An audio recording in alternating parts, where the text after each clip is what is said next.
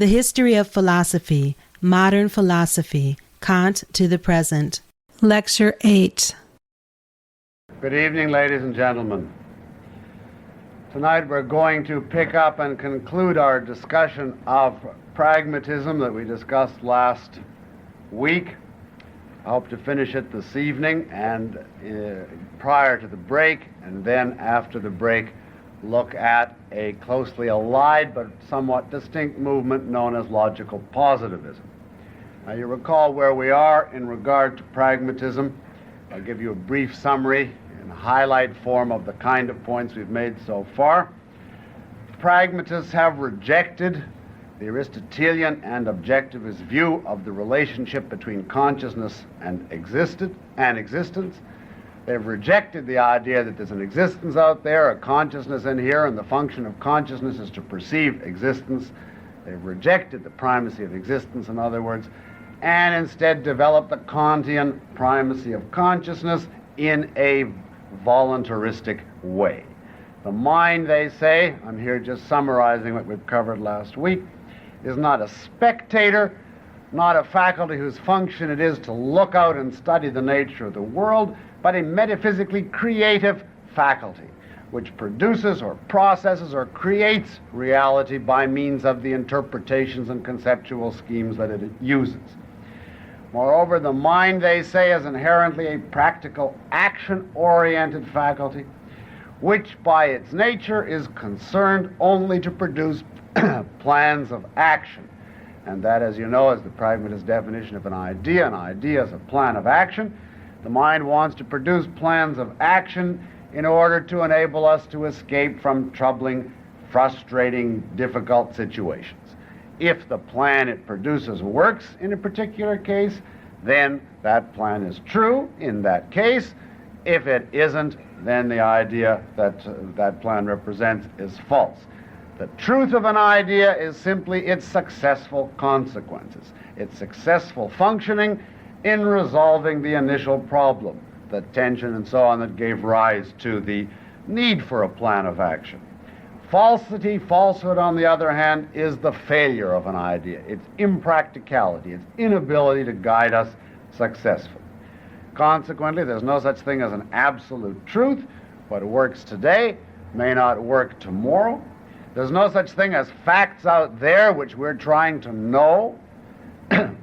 What we call a fact is simply a habitual idea that we don't now question, we don't now doubt, an idea that now works well. As far as the future is concerned, we have to wait and see if it will continue to work. There are no absolutes. You recall also the theory of meaning of Person James, which I mentioned last week. I'll give you once more Peirce's statement of it just to remind you. Consider what effects, which might conceivably have practical bearings, we conceive the object of our conception to have, then our conception of these effects is the whole of our conception of the object, unquote. So a meaningful idea is an idea which claims to guide action, which tells us what to expect of the future, which makes some sort of prediction relevant to our future behavior. And the meaning of the idea is the actual consequences that it has on us as far as our action is concerned. The sensations we expect on its basis, the ways we would act differently if it was true. All of that encapsulated in their phrase, the cash value. An idea means its practical consequences, its cash value. And we gave several examples of this theory of meaning last week, how they would apply it, and we concluded on a discussion of the two main branches within the pragmatist school, the Jamesian, avowedly subjectivist branch, and the Peirce-Dewey attempt to achieve objectivity within the framework of pragmatism by saying that true is that which works not for this or that individual, but for some collective group. All right, let's pick up now. All of this so far should be clear because that's just a rapid synopsis of the last couple of hours. Let's pick up from here and see what further applications there are of the pragmatist philosophy. And to begin with this evening, let us ask what would a pragmatist position be on logic, on the status of the laws of logic. Now, these laws had been held by Aristotle, for instance, to be self-evident truths, the laws of logic, to be absolutes, stating facts of reality which were entirely outside of human choice or alteration. Is that the pragmatist interpretation? Well, obviously it is not. That sort of interpretation of the laws of logic goes out, or collapses as soon as you abandon the primacy of existence, as soon as you abandon the subject-object distinction, as soon as you abandon the correspondence view that the truth of an idea is its correspondence to facts. Remember, on this philosophy, there are no absolutes.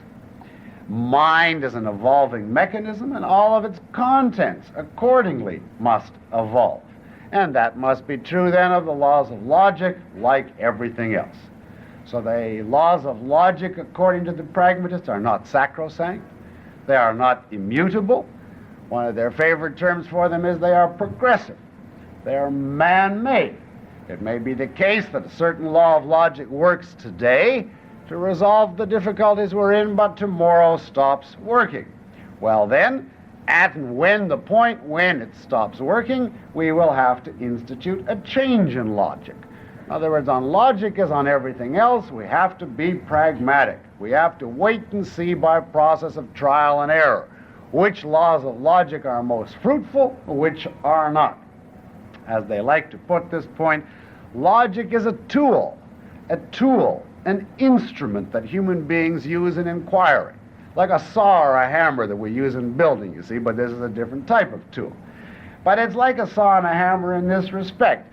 Like all tools, human beings create it, bring it into existence, and you judge it exclusively by its practical efficacy, by its success in achieving the purpose for which you created it. So long as it works, okay. So if and when it doesn't, you simply abandon it and develop a new tool. Any tool is man-made and therefore man-alterable if and when improvements occur to us. In a word, for the pragmatist, man actually brings logical principles into existence and creates their validity.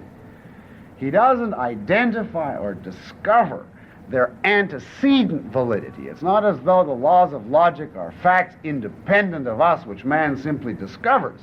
That would be the old view that the mind is a spectator peering out at some realm of reality, and of course the pragmatists have abandoned that. No, the man actually creates logical principles and makes them valid. And this is very explicit in Dewey's logic.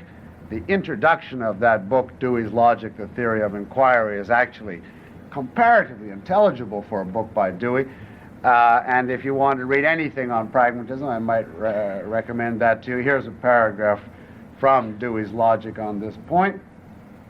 Quote, "Logic is a progressive discipline. The reason for this is that logic rests upon analysis of the best methods of inquiry, being judged best by their results with respect to continued inquiry, the best methods that exist at a given time. As the methods of the sciences improve, corresponding changes take place in logic." Get that? When in the future methods of inquiry are further changed, logical theory will also change. There is no ground for supposing that logic has been or ever will be so perfected that, say, perhaps for minor details, it will require no further modification. The idea that logic is capable of final formulation is an eidolon of the theater. In other words, it is a fallacy. Now, if you say to me, well, are you talking about Aristotle's good old laws of logic, the law of identity, the law of contradiction, the law of excluded middle? Yeah, are you saying that according to the pragmatists, these are not absolute? And I say to you, you must remember there are no absolutes according to this philosophy, and that absolutely includes the laws of logic. Remember, in fact, the Heraclitean strand, which is very pronounced in the pragmatist philosophy. Everything is flux. What's so today is not so tomorrow. You can't step in the same law twice. In fact, if you really appreciate the Heraclitean element, you should be able to make a prediction. You should be able to think to yourself, well, if nothing is absolute, And Aristotle's laws of logic have worked for so long, we are overdue for a change. See, we can expect in the ongoing flux that it's now about time to change Aristotle's laws of logic. The very fact that they worked so long means that they must by now be outdated. And here's a quote from Dewey, rather explicit on this point. Quote, "The very fitness of the Aristotelian logic in respect to the culture and common sense of a certain group in the period in which it was formulated, that very fitness unfits it to be a logical formulation of not only the science but even of the common sense of the present cultural epoch," unquote. In other words, Aristotle's logic was so good for so long in Greek, in medieval, early modern times, by now it's ready to be superseded, you see. Now, you say, well, do they propose any alternatives to Aristotle's laws of logic? How would they analyze? Take a typical one, the law of excluded middle, for instance. Everything is either A or non-A at a given time and in a given respect. How could they say that that's capable of alteration? Well, here's a quote from a pragmatist, C.I. Lewis, comparatively recently deceased, from a book called Mind and the World Order, discussing the law of excluded middle from a pragmatist point of view. And he says, quote, "The law of excluded middle formulates our decision that whatever is not designated by a certain term shall be designated by its negative. That's our decision. See, whenever we're not going to call something A, we've decided we're going to call it non-A. That's it." And he goes on, "The law declares our purpose to make for every name a complete dichotomy of experience, instead, as we might choose, of classifying on the basis of a tripartite division into opposites and a middle ground between the two. Our rejection of such tripartite division represents only our penchant for simplicity and similar considerations," unquote. In other words, you see, we've decided we're going to dichotomize everything into two possibilities. You're either human or you're not human, to take that example. But we could have decided to structure our language and our conceptual framework such that there are three possibilities. You're either human, or you're completely not human, or you're half human. You're sort of human. Now, if we classified in that threefold way, it wouldn't be true that either you're A or non-A, because there'd be a middle ground in between the two. But we want things simple, and so far it's worked, so we accept the law of excluded middle. However, being pragmatists, we remember that there may be circumstances in the future when it may be more pragmatic to switch to 3 or 50 or 10,000 possibilities instead of just either or, at which case, of course, there are no absolutes. We try and see, and there are people who are trying and seeing. Now, if you say, but isn't logic absolutely necessary? Can't you say about the laws of logic, if you can say about anything, these are really necessary, they must be the case? Here's a quote from Schiller giving you the pragmatist view of necessity, which is very explicit.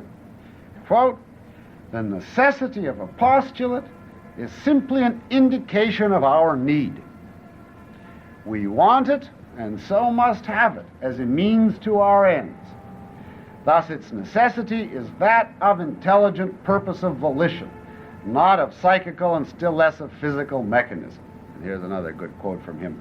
"Behind the can't, there always lurks a won't. The feeling of," that's a good line to capture this view, "behind the can't, there always lurks a won't. The feeling of necessity, therefore, is at bottom an emotional accompaniment of the purpose of search for means to realize our ends," unquote. In other words, when you say reality, for instance, can't be contradictory, the real meaning is I won't think of it in a contradictory fashion. And that simply is my emotional resolution for the moment, because that would defeat certain purposes I have as of now. Now, of course, if it proves pragmatic, what I won't do today, I may very well decide to do tomorrow, in which case the old can't is gone, and the old law is gone along with it. We can decide to think differently tomorrow. Behind the can't there lies a won't. I think that captures the essence of the voluntarizing of Kantianism that I mentioned last week.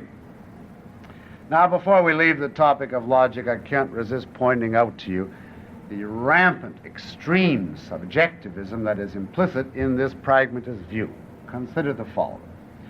They tell us the way to validate a law of logic is to show you that it leads to the fulfillment of certain purposes. You want to know whether a given law of logic is true or not, you judge by its consequences, by the purposes which it helps you to fulfill. Well, of course, the question immediately arises, how do you validate the purposes by reference to which you're judging logic? Could you hope to give a logical validation of the purposes that are being used as the standard of logic? Well, obviously not. You couldn't give a logical proof of those purposes, whatever your ultimate purposes are, because logic is justified in terms of leading to those purposes. So if you tried to give a logical proof of the purposes you were using as your standard, you'd be in an inexorable circle. You'd be saying, I justify logic by the purpose to which it leads, and I justify the purpose because it follows principles of logic. Consequently, if logic is to be justified as a means to an end, as a means to achieving a human purpose, then the purpose by reference to which you judge it has to antecede logic. It has to be pre-logical or alogical. And what does that mean? It means you can't give a blessed reason for the particular purpose you choose, because till you have a purpose, you don't have any such thing as principles of reasoning, which means that your ultimate purpose is going to be some pre-logical, entirely indefensible whim, which is all that it comes down to. In other words, logic is a means of achieving subjective whims. And thus, in spite of all of its denials, the so-called objective school of pragmatism reduces to the plain, ordinary subjectivist school. It makes logic a matter of achieving perfectly arbitrary subjective purposes. So much for a word on the pragmatist view of logic. Now let's look at the distinctively pragmatist ethics. And here I want to focus on Dewey's ethics as the one which is most famous within the pragmatist school. It's sometimes called the contextualist theory of ethics, a very misleading name which is used by many different people. You'll see why in a moment. Well, let's begin with Dewey's ethics. Well, to start with, I point out there are two different ethical trends that Dewey claims to be opposed to.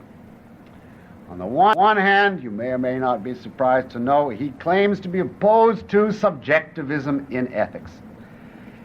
Remember, in epistemology, he claimed to be opposed to subjectivism. Well, the same in ethics. A subjectivist in ethics is somebody who says, the good is whatever a person feels or desires. I feel it, therefore it's good. And Dewey says, explicitly and repeatedly, you cannot make ethics simply a matter of feelings. And here's a quote from Dewey.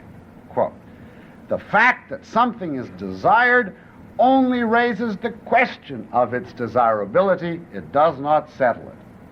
Only a child in the degree of his immaturity thinks to settle the question of desirability by reiterated proclamation, I want it, I want it, I want it, unquote.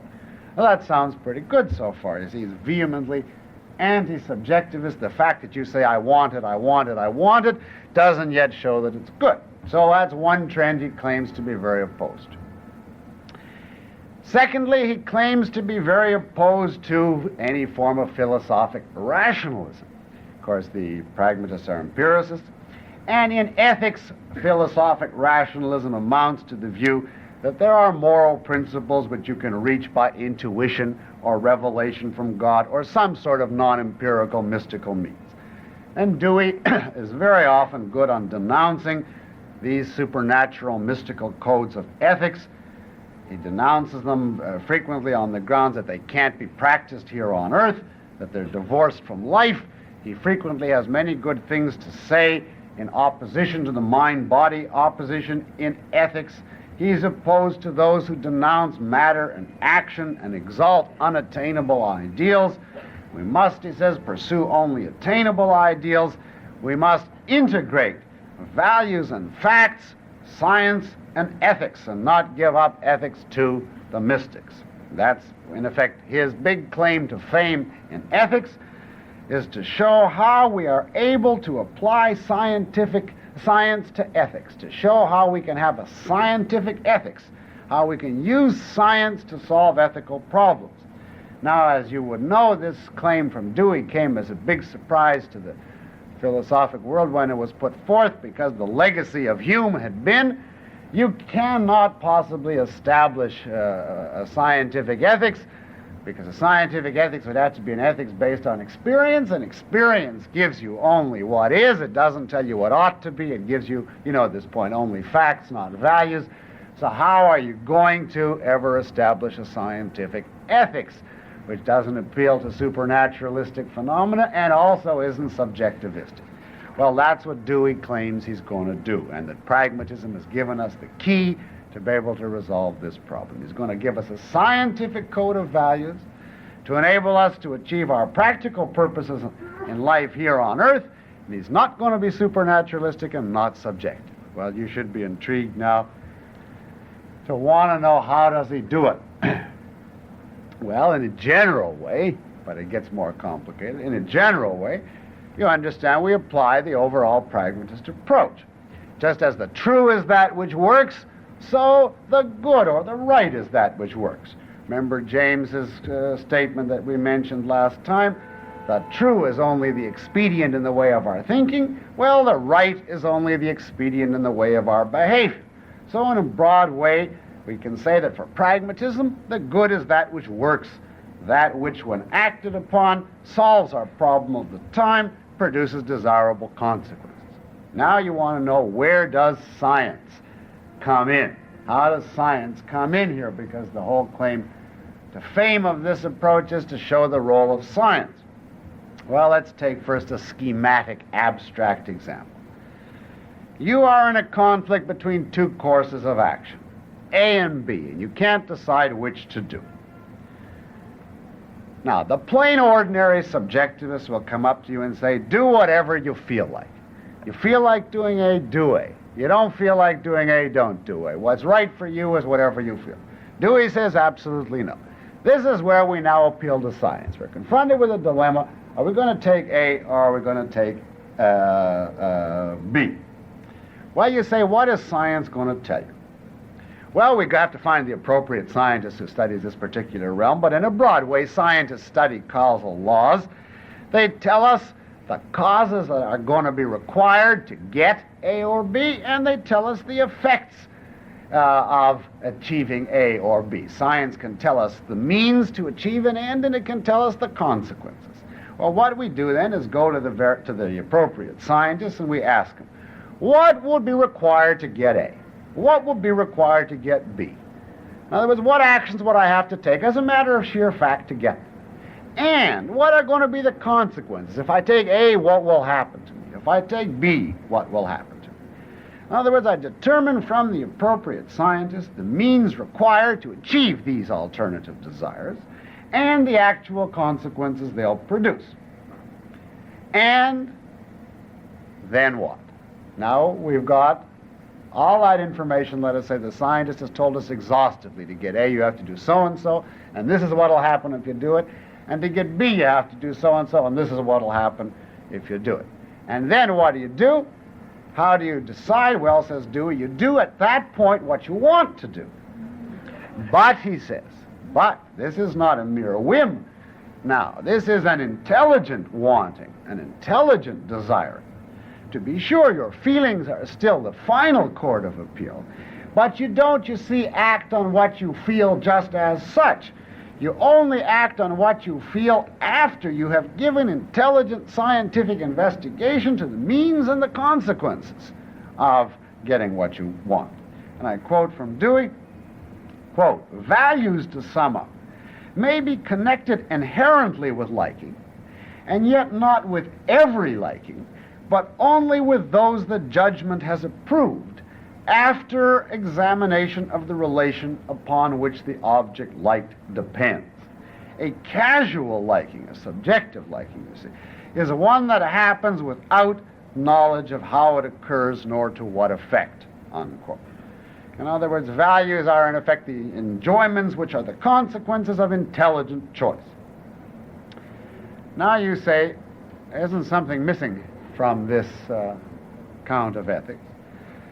Suppose we consult the scientist. He gives us the means and the consequences. He tells you, well, if you take A, this is what will be the result. If you take B, this will be the result. How do you then decide which set of consequences is the one that's best? By what standard do you evaluate the means and the consequences that the scientist tells you? Take a concrete example. A person wants to decide whether to take dope or not. So he goes to the scientist following Dewey's pattern. Now I'll make this extremely simplified and we'll give him a good modern psychologist as the scientist, but just to get the pattern of the example. And let us say the scientist tells him the following. Well, if you take dope, that'll have the consequence that will lessen your immediate anxiety, remove some of your frustrations.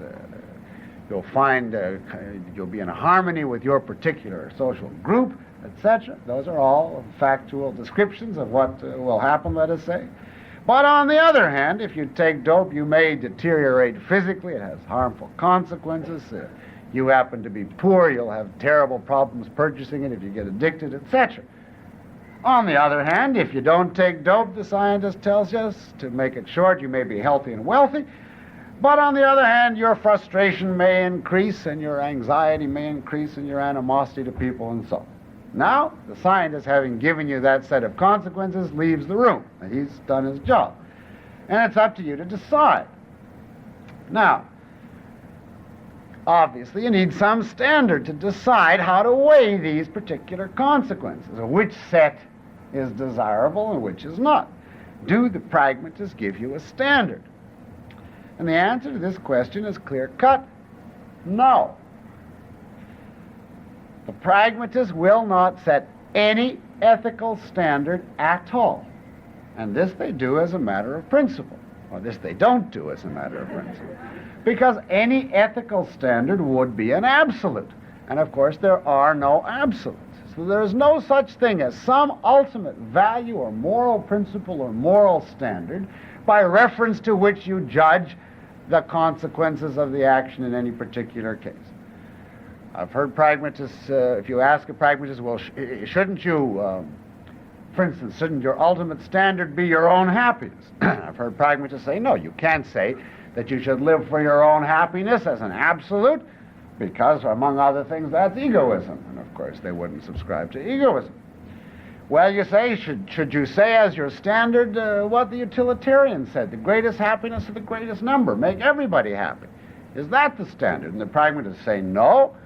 There are cases where you can't justify sacrificing an individual to the group, and therefore we can't say the happiness of the greatest number is the standard.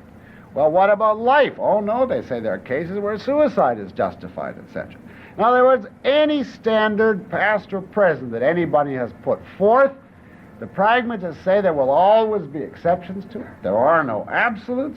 There is no such thing as the standard of value by reference to which you decide what to do in particular cases.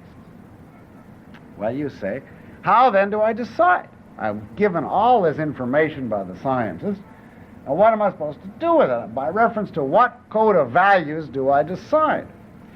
And here I remind you simply of the pragmatist approach to thought in general, because it applies to ethical thought as well.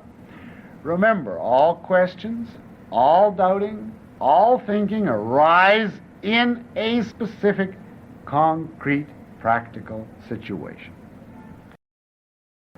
And the purpose of thinking is to get you out of the problem at that particular time.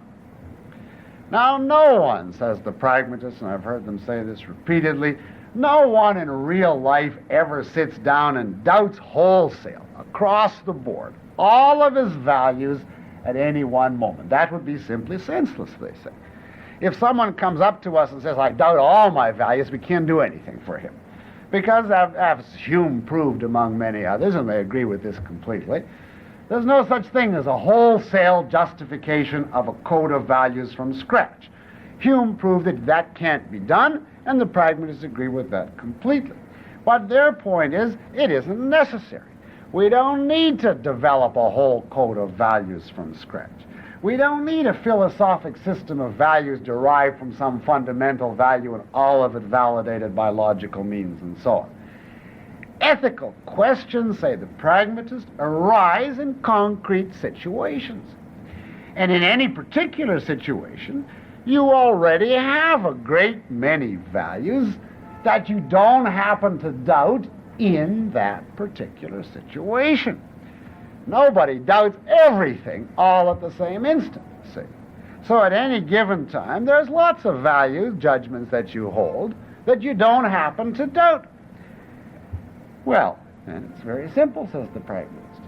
Whenever an ethical eruption occurs and one of your values goes askew and you're in doubt and in problem, you decide what to do in that situation in terms of the rest of the values you hold that you don't happen to doubt at that particular time. And you say, well, just because I don't doubt them, how does that prove that they're valid? Well, you forgot last week if you say that. If you're not actually doubting them, then they're valid. They're still working for you in that particular situation. A valid value is an unquestioned or undoubted value. And in any concrete situation, you always have many such undoubted values. So what it amounts to is we solve today's problem today, and we worry about tomorrow's tomorrow. Now remember, there's no absolutes. The value that we appeal to today, that we don't doubt today, that we use to resolve today's problem, may be the very value that comes in question tomorrow, in which case we pull on some of the values that we don't doubt tomorrow to judge whether the one we didn't doubt yesterday but do doubt today is to be accepted or not, if you follow the grammar of that sentence. All of our values, to use the distinction we made last time, are dubitable. They can always be doubted. There are no absolutes.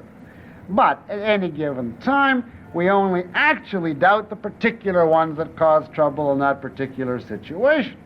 If tomorrow there's a new situation, then we start doubting at that point the value that today we didn't question and use to resolve today's problem. In effect, sufficient unto the day is the problem thereof. Now you see why this is called contextualism, from the idea that the context of a particular ethical problem is the particular concrete situation that gives rise to it. Now then, of course, you may say, but then the pragmatist is not actually providing a code of values at all. He is assuming that you already have one. And all he's doing, at best, if you give him the most generous interpretation, all he's doing is telling you how to solve particular concrete ethical questions within the framework of your generally accepted code of values that you already have. And this question, if you raise it, would be a perfectly valid objection. And it indicates the extent to which pragmatism is a thoroughly parasitic ethics. Parasitic in the technical sense that it feeds off of other theories of value, other codes of ethics. You must already have a set of values before you can even begin to apply the pragmatist method of resolving ethical questions. If you were a pragmatist from scratch, and you didn't borrow your values illicitly from the utilitarians or the Christians or the Judaic tradition or Plato or whoever happened to be floating in the atmosphere, you would have no value content at all, and of course you couldn't function at all then. The pragmatists avowedly declare we have no way of providing you with a code of values from scratch. All we can do is tell you how to resolve particular situations in terms of already accepted values. You say, well, what would a pragmatist say if you asked him, but where did the original values come from? Since we didn't get them by pragmatists, means, well, the answer, to make a long story short, is really a paraphrase of a passage in Galt's speech. Remember the passage where he says the goods are here, how did they get here? Somehow, what caused it? Nothing has causes. Well, the pragmatist view amounts to the values are here. How did they get here? Somehow. What validates them? That's not a pragmatic question. See? And that, of course, is obviously a basic objection to the whole pragmatist approach to ethics. The result is, of course, that the pragmatists are just as subjective in ethics as the plain ordinary type of subjectivist that Dewey denounces. It's still the case that after all his appeal to the scientist to tell him the means of achieving his ends and the consequences of achieving them and so on, the pragmatist ends up by saying, I feel like doing X, therefore X is the right thing for me, because he doesn't give any objective standard. So if we borrow Dewey's formulation that I quoted earlier, we can say if the ordinary subjectivist says, I want it, I want it, I want it, and that makes it right, Dewey's concept of objectivity amounts to this. I've weighed the means and the consequences, and still, I want it, I want it, I want it, you see, and that makes it right. Feelings are still the standard.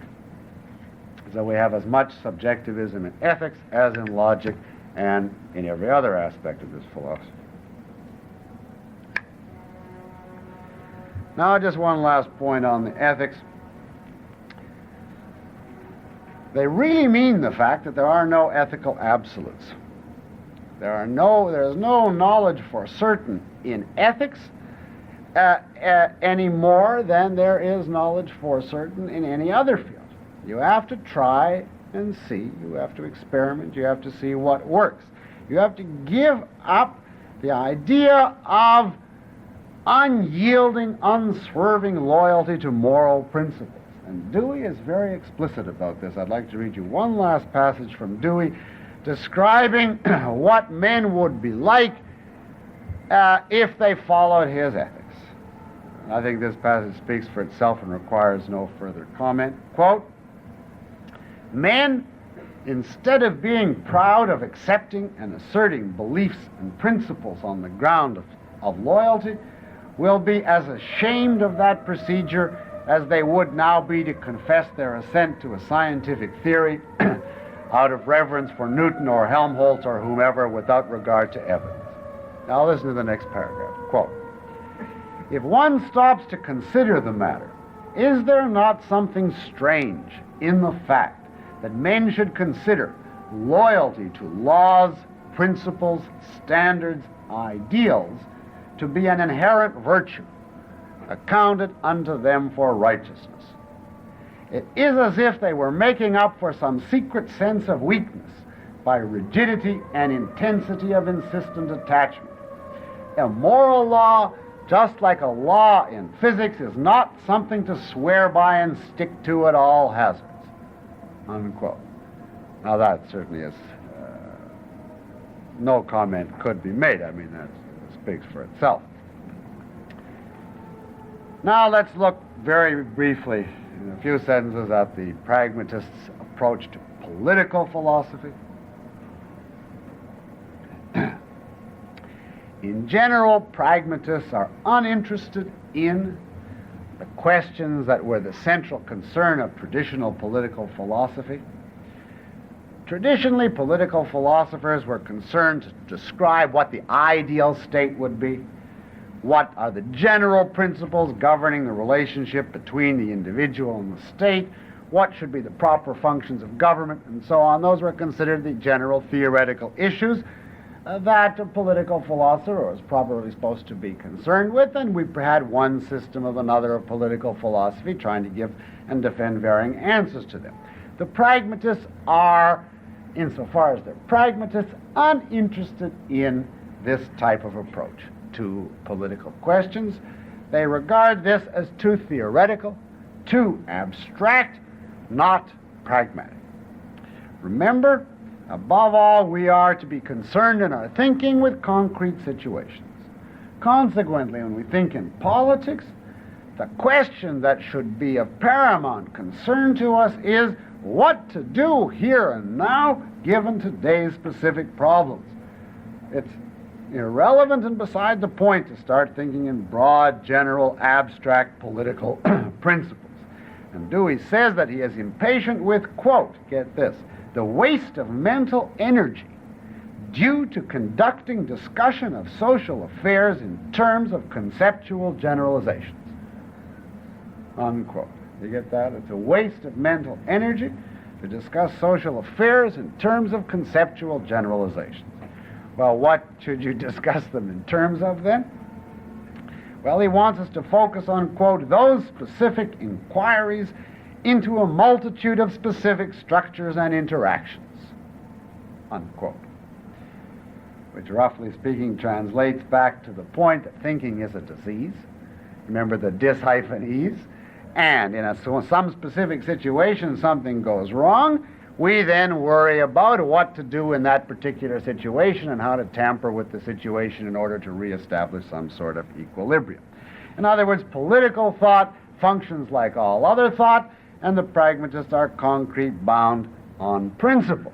And of course, the advocates of this approach are legion today. You don't need me to give you examples of them. I mentioned a brief description of American foreign and domestic policy at the opening last week, and you see that concrete bound approach of solve this problem, stick your finger in this hole in the dike until it breaks loose somewhere else, and then stick your finger in there and worry about it as it's crumbling around you.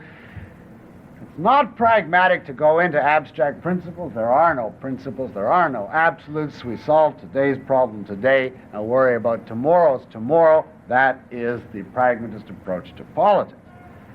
We must remember, of course, that there are no absolutes in politics, as in anything else, and therefore we couldn't, if we tried, formulate an abstract set of political principles. We couldn't justify all men have absolute inalienable rights, nor can we justify all men absolutely are only fragments of the state and owe obedience to it. We couldn't justify any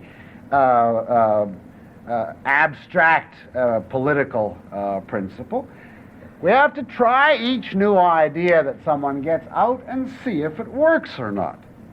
For instance, Dewey at one point went to the Soviet Union to study what was then called the Russian experiment. Now, I may add here for accuracy that he didn't like it, and he was an active anti-communist, and so were many of his disciples long before it became fashionable to be anti-communist. Nevertheless, he did say about his trip at an early stage of observing the Soviet Union after the revolution that he had a distinctively pragmatist attitude to it. On the one hand, he said there were Herbert Hoover and conservatives of that sort who believed that the laws of economics doomed the communist system to failure on principle, you see.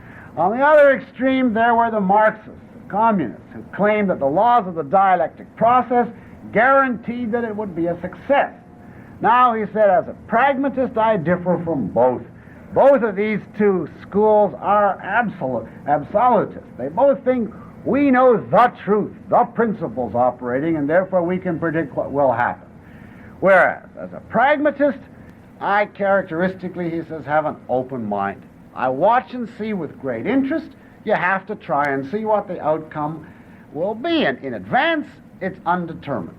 You see if it works or not. Now, he didn't think it worked. He did add that he was happy that he was watching the experiment from this country.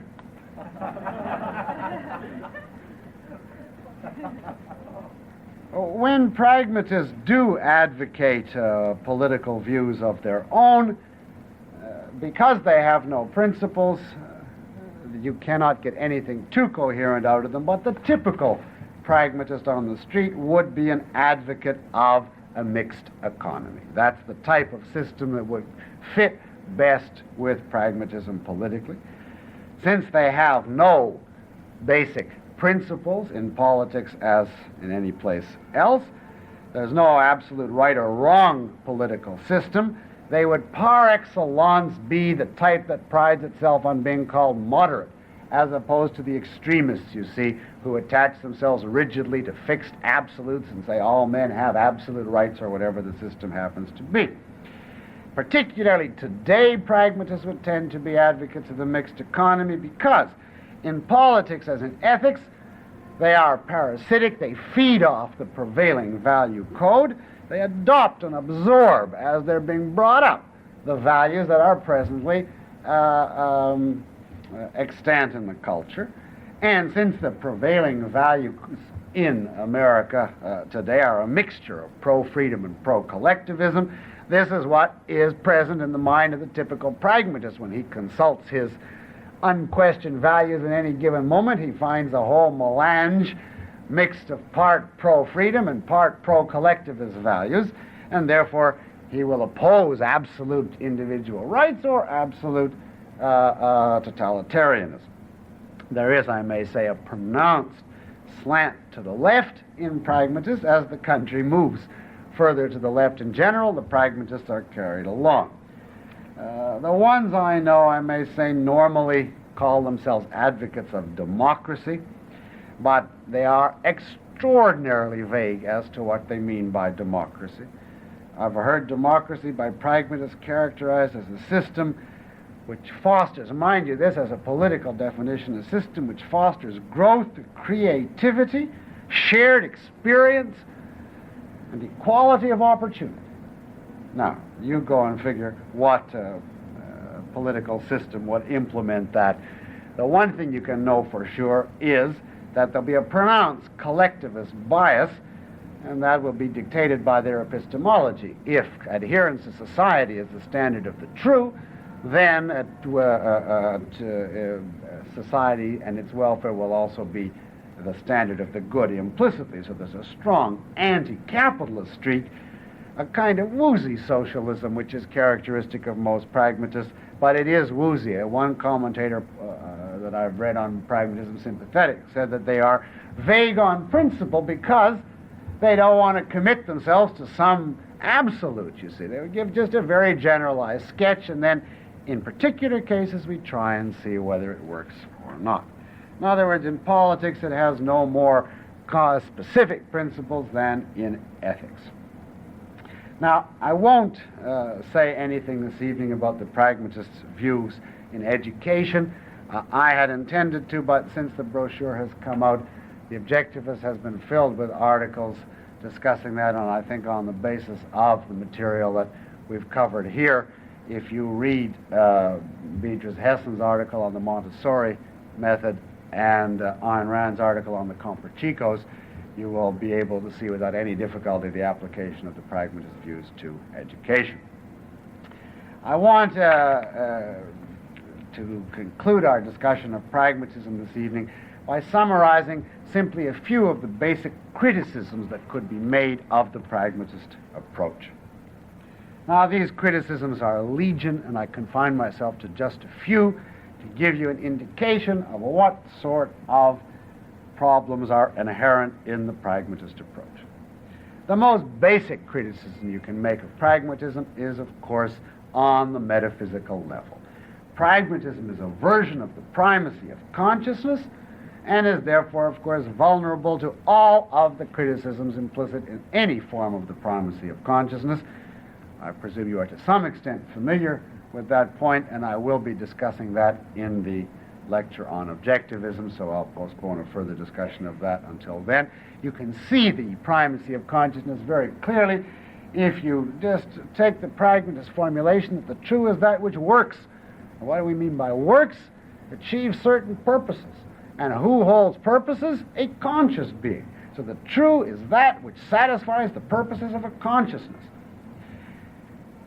Now, if you ask a pragmatist, why do certain things work and not others, you will see even more clearly revealed the extent to which he's an advocate of the primacy of consciousness. I believe we touched on this point in the question period last time, but it's worth making because it reveals so nakedly the primacy of consciousness inherent in pragmatism. If you ask a pragmatist, why do certain ideas work and not others? It's not, remember, because certain facts are so and those ideas correspond to the facts, but the reverse. The fact is determined by what works. Well, why do certain ideas work and not others? A real philosophic pragmatist will say to you, that is an inadmissible question. You have to start somewhere. On any philosophy, for instance, if you take the objectivist or Aristotelian view, you start with the fact that there are facts, that there's existence, that there's a reality. If somebody says to you, why is there an existence or a reality? You would say, well, that's an inadmissible question. Existence exists, and that's the foundation. Well, the pragmatist has the same thing on his side of the dichotomy, which is the primacy of consciousness. The irreducible axiom is there's a consciousness and certain things satisfy it. That's what we are given. Existence is what satisfies consciousness. See? And therefore you can't ask why do certain things work. That simply is the place we begin. Consciousness has certain purposes, and this is what satisfies it.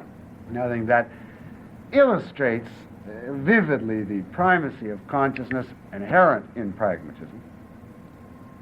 But if you know what's wrong with the primacy of consciousness, that wipes out the entire approach.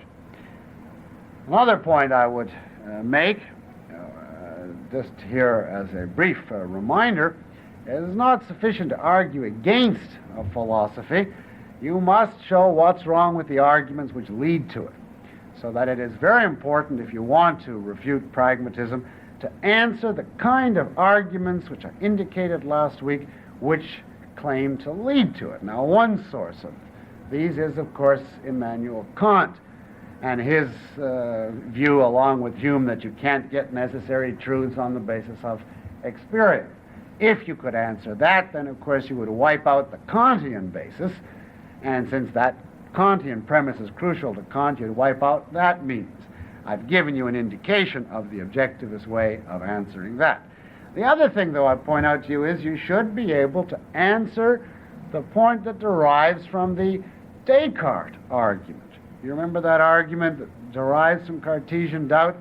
Man is a fallible being. How can he ever be certain of anything? And if he can't be certain, he can't claim knowledge. And if he can't claim knowledge, reality is unknowable, and therefore we have to reconceive truth in pragmatic terms. Now, it's very important that you be able to answer that argument. And I have not, in this course, said anything yet to answer that particular argument. I will reserve my answer to that until we get to objectivism, but I suggest that you think about that and see how would you answer the question, how can a fallible being ever be in a position to claim certainty? But if you could answer this Cartesian skeptic type of line and the Humean Kantian line, you would have undercut the very ground that leads to pragmatism, and that, combined with exhibiting the fact that it's primacy of consciousness, would fundamentally invalidate it. Now, over and above this, there are, of course, a legion of objections that have been made by opponents of pragmatism, and I'm going to just indicate to you one or two. These are not as profound objections, but they're all perfectly significant and valid objections, just to give you a short, so to speak, arsenal of equipment if you meet pragmatists. One point that we could make briefly is that even in epistemology, pragmatism is parasitic. You cannot be a consistent pragmatist even if you try. You must at some point revert to the correspondence theory of truth, the idea that an idea is true because it corresponds to the facts. There was a question last week, as I remember, intimating this, and I said I would answer it or explain more clearly why that's true, and now I will. And here's the explanation. Pragmatist says, when you say a proposition is true, that means it leads to certain consequences, and those consequences are desirable. So if I take proposition A and I say A is true, that means A leads to B and B is desirable. Well, if I'm to know that A is true, then I must know what? I must know that A leads to B and that B is desirable. Right? Since that's what it means to say the proposition is true. If I'm to establish that it's true, I have to establish that it has certain consequences and that those consequences are desirable. But now, the proposition that A leads to B, how will I establish that that's true? Well, a proposition is true if it has certain consequences and they're desirable. So to establish that A leads to B, I have to establish that it has certain desirable consequences and therefore is true. But how will I know that A leading to B has certain consequences? That's still another proposition. And to establish that, I will have to show that it has certain consequences, etc., etc. In other words, you are led to an infinite regress if you systematically apply this. Proposition A can be established only if you show it leads to B. But that it leads to B is only true if it works. In other words, that's proposition C has to be established, but only if it leads to a certain consequence, because the truth is if it leads to a certain consequence. And then you have to show the consequence of the consequence of the consequence, and you are thrust into an infinite regress. Now, how could a pragmatist hope to escape from this type of objection? Simply by saying, look, this is ridiculous. When I say A is true because A leads to B, and you ask me how do I justify A leads to B, that's just a matter of fact, that A, as a matter of fact, does lead to B. That's the way things really are. I don't have to justify that one pragmatically too, you see. But in other words, he has to appeal to the correspondence theory. In saying that a proposition has certain consequences, he has to assume it really does have those consequences, and that statement isn't true simply because of its consequences. Otherwise, we just have an infinite regress of consequences of consequences of consequences. That's one type of common objection, of a lesser sort, but still a valid objection. Or again, you could comment on the incredible number of false alternatives with which the pragmatist philosophy is riddled. Either you perceive reality, or you are concerned with action and practice. Either you're a spectator, or you're an actor. That kind of alternative, as we've seen, is all the way through the pragmatist formulation. They keep denouncing the perception of reality in the name of practical action. Well, of course, this is a completely false alternative.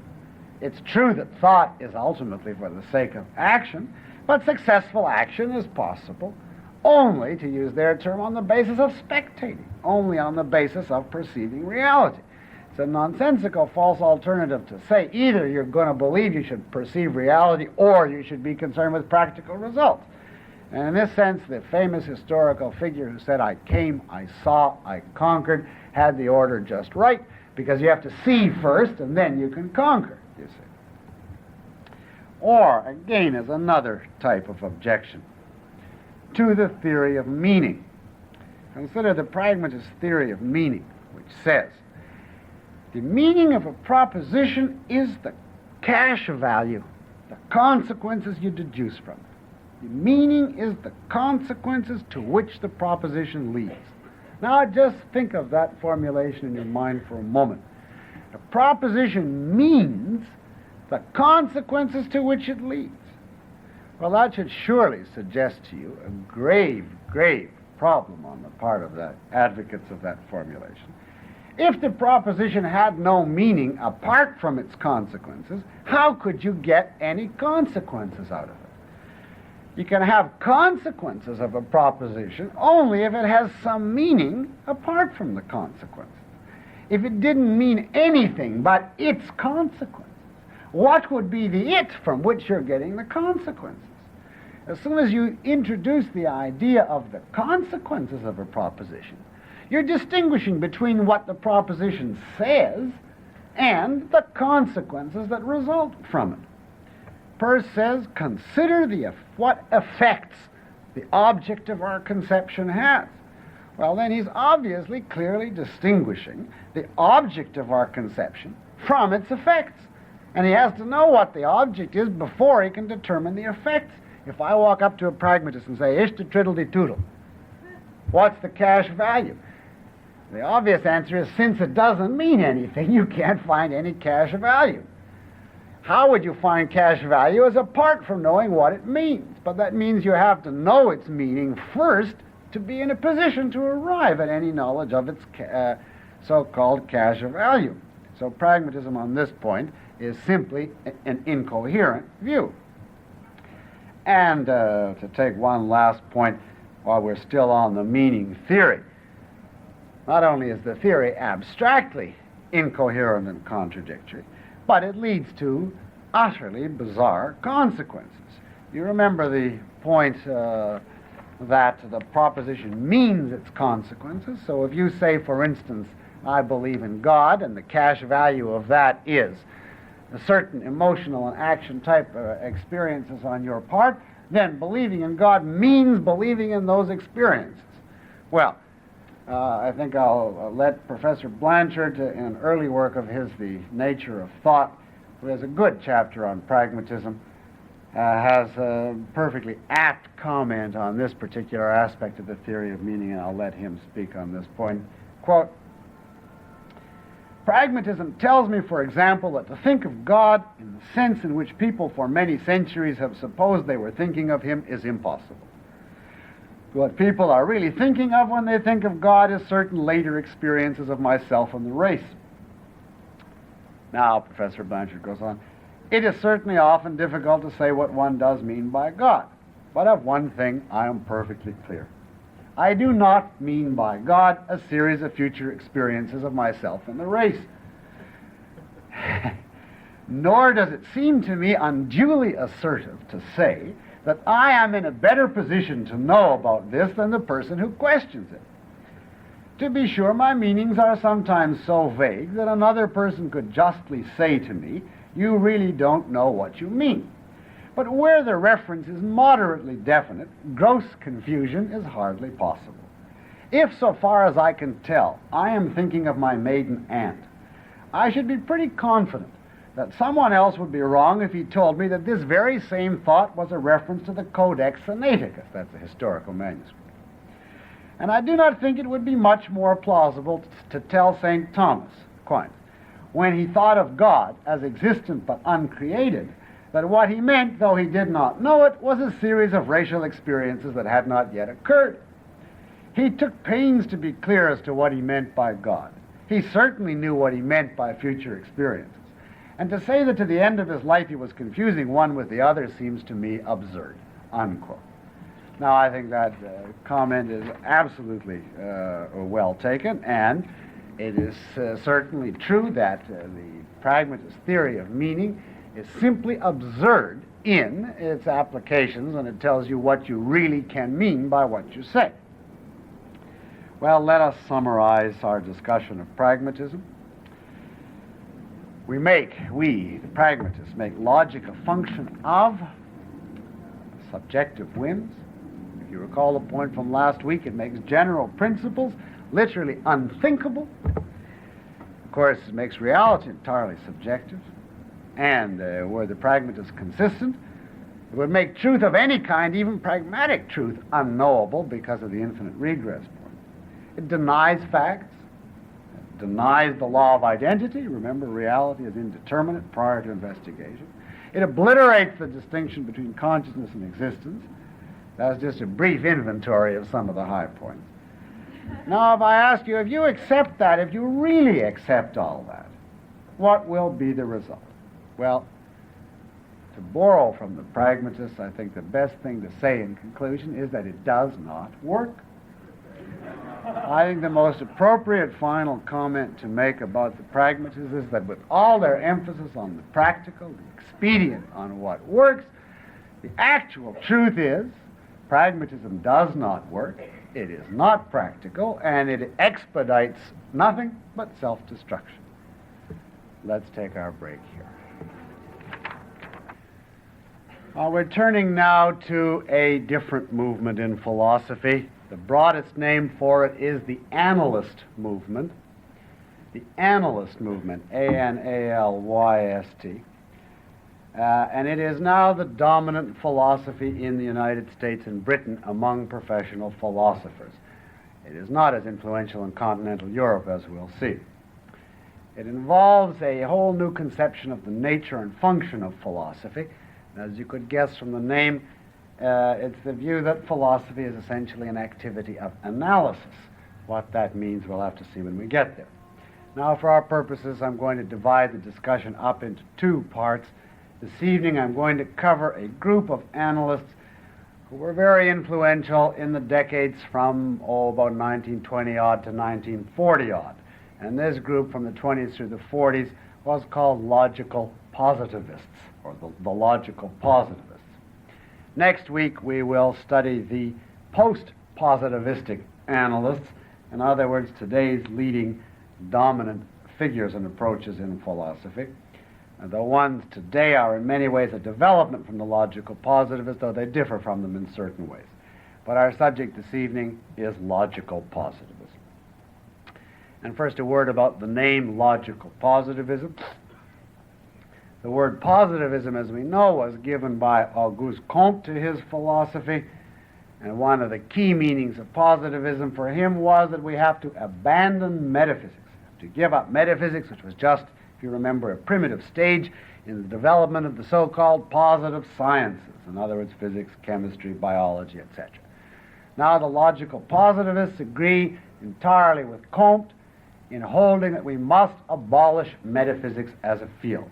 But they do not believe that Comte's arguments against metaphysics were decisive. They claim that they can defend his opposition to metaphysics on much better grounds. That if we analyze the very nature of language and the very nature of logic, then the opposition to metaphysics can be established conclusively. So it will be like a positivism validated by an analysis of logic. And thus you see the name logical positivism. Positivism, the opposition to metaphysics, defended by a theory of the nature of logic. Now, people today commonly refer to the logical positivists simply as positivists because there are no longer any old-fashioned followers of Comte around, so you don't have to distinguish today logical positivists from Comtean positivists, and I'll simply follow that convention. I may mention that this school is also called logical empiricism. The term positivism took on certain bad associations in part because Comte in his later years, if you recall, went very mystical and had his special religion and so on. And therefore, although this movement was inaugurated as logical positivism, at a certain point they decided to change the name to logical empiricism because empiricism has good connotations in philosophy. And it's referred to by both names interchangeably in the literature. You can usually tell whether a person is a friend or a foe of this movement by the name to which he refers. So I say let's start then looking at logical positivism. Now a word about the men in this movement. There were a great many of them. I'll give you some names, but I won't bother you with dates. In 1922, a man named Moritz... Well, oh, I see. I mean, I wasn't going to give you the birth and death dates, but you should know that in 1922, a man named Moritz Schlick, S-C-H-L-I-C-K, who can be regarded as the founder of logical positivism. He was a professor of philosophy at Vienna, and he gathered around him a group of men interested in philosophy, although they were generally scientists by profession or avocation, and they called themselves the Vienna Circle. And they included names such as the following: Friedrich Waismann, that's, if you want it for the notes, W-A-I-S-M-A-N-N, Herbert Feigl, F-E-I-G-L, Rudolf Carnap, that's like it sounds, Philipp Frank, Hans Hahn, H-A-H-N, Otto Neurath, N-E-U-R-A-T-H. None of these have achieved world fame. They were, however, the Vienna Circle, a militant group. They had a very clear, definitely defined positions on a number of questions. They issued manifestos. They had their own journal. The movement spread in Europe. Then with the rise of Nazism and fascism in Europe, the advocates of this movement fled to the Western countries, either to Britain or more predominantly to this country. And there were a great many of them came here, and there were, at least in the 40s and 50s, many noted logical positivists teaching here. You may have heard of Hans Reichenbach, who taught at UCLA for many years. Carl Hempel is a name you may have heard of. Charles Stevenson. And I might mention one famous British logical positivist A.J. Ayer, A-Y-E-R, who wrote a famous book, Language, Truth, and Logic, which is concerned to popularize logical positivism. There are two other figures I may mention, although they are not orthodox logical positivists. They were extraordinarily influential on the development of this movement. One of them is Ludwig Wittgenstein, a figure that we will reckon with again next week. In 1921, he wrote a famous work called the Tractatus Logico Philosophicus, which is Latin for logical philosophical tract or essay. And that book heavily influenced the developing Vienna Circle. Wittgenstein himself went through various incarnations or stages, and it's common among professional philosophers to refer to Wittgenstein I and Wittgenstein II. Wittgenstein I was early, and he was heavily influential on the positivists, and we'll take a look at some of his points tonight. Wittgenstein II is next week. I might mention also Bertrand Russell. Again, we'll look at him next week. He wasn't a positivist, but he was definitely influential on them. As I say, this movement was very influential from the 20s through the 40s. In the later 40s, it began to fade and among professional philosophers and informed the point of departure for later developments.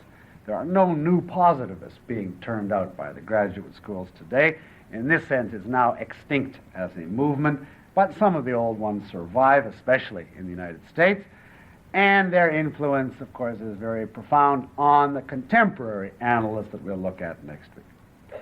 Now we want to look at the content of the logical positivist movement. In general, this is a very clear-cut philosophy. It has two fundamental principles, and that's all. And all the rest is simply applications and details of these two principles.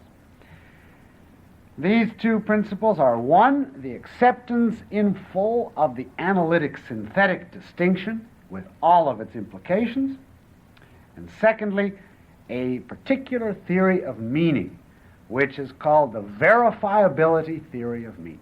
The verifiability theory of meaning. I'll treat these two principles in order that I've just given. Both of them, as you can guess, are Humean in their essence, and therefore this movement is really nothing but a neo-Humeanism. That'll become clear as we proceed. It is without question, in my mind, the least original of all 20th century philosophies. If you know Hume, there is nothing essentially different tonight, and therefore the points that I make we should be able to do comparatively briefly, and they should sound familiar to you. First, let's begin then with the analytic-synthetic question. Now, this we have covered under Kant, so I will simply remind you that there is, according to Hume, according to Kant, and absolutely according to the positivists, a clear-cut and firm distinction between necessary and contingent truths. A necessary truth is one that must be so, that has to be so. Its opposite is inconceivable. As against that, we have contingent truths, truths which happen to be so, but the opposite is imaginable or conceivable. And a traditional example would be, for instance, bachelors are unmarried. That must be so. It's a necessary truth. As against, for instance, say bachelors are eccentric. Now, let's suppose for a moment that it were true that bachelors are eccentric. It would still, say the positivists, be the case that it's just a contingent brute fact. It happens to be so, but it doesn't have to be so.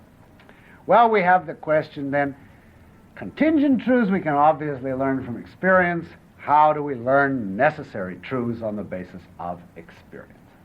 And the positivists agree fully with Hume and Kant. You cannot learn necessary truths on the basis of experience. From experience, you can only get what is, never what must be the case. Consequently, necessary truths must be learned independently of experience, and as you know, the technical name for that is they must be a priori. On the other hand, contingent truths must be dependent upon experience. They are a posteriori. Typically, the principles of logic, anything out of mathematics, any statement of a definition, would be classified on the necessary truth side. whereas the statements of the empirical scientists and the normal statements of daily life would be classified as contingent.